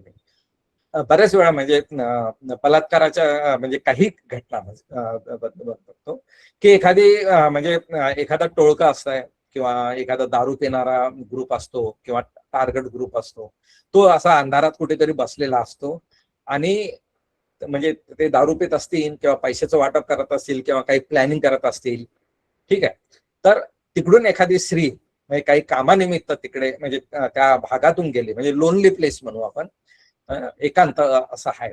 तर हे जे पुरुष आहेत यांचं टार्गेट काही असं नव्हतं की एखादी स्त्री येऊन त्यांच्यावर बलात्कार करावा म्हणून तिथे थांबले. ते तर त्यांच्या काही कामासाठी थांबले असतील किंवा काही प्लॅनिंग वगैरे म्हणजे अकुशल कामासाठीच थांबले असतील ते. पण जेव्हा ते एकांतात ती स्त्री दिसली तेव्हा त्यांच्या भावना हे झाल्या, उद्दीपित झाल्या आणि त्यांची काम भावना, तो विकार आहे तो. तर मला सांगायचा अर्थ असा आहे की विशिष्ट परिस्थितीत विशिष्ट विकार जे आहे ते उफाळून येत असतात, त्यामुळे ते समूळ नष्ट होणं गरजेचं आहे, त्याचे दुष्परिणाम माहीत होणं गरजेचे आहे. आणि त्या अर्थानं आजचं जातक जे आहे लबाने सरांनी खूप खूप म्हणजे चांगल्या तऱ्हेनं सांगितलेलं आहे. आणि असे अनेक जातक आहेत, म्हणजे एकच जातक वाचून तर आपल्याला कळत आहे, पण वेगवेगळ्या परिस्थितीत अशा भावना कशा म्हणजे अकुशलकडे जातात ते आपल्याला याच्यातून अभ्यास करण्यासाठी गोष्ट आहे. त्यामुळं लबाने सरांचं खूप खूप अभिनंदन. ज्यांनी प्रश्न विचारले त्यांचे खूप अभिनंदन. सगळ्यांचे मी आभार मानतो, सगळ्या उपासक उपासिकांचे आभार मानतो आणि त्यांना मंगल मैत्री देऊन मी इथेच थांबतो. साधू साधू साधू साधू साधू साधू साधू. Thank you sir. खूप खूप धन्यवाद दोन्ही मार्गदर्शकांचे. वेळोवेळी आम्हाला असेच मार्गदर्शन मिळत राहो ही सदिच्छा.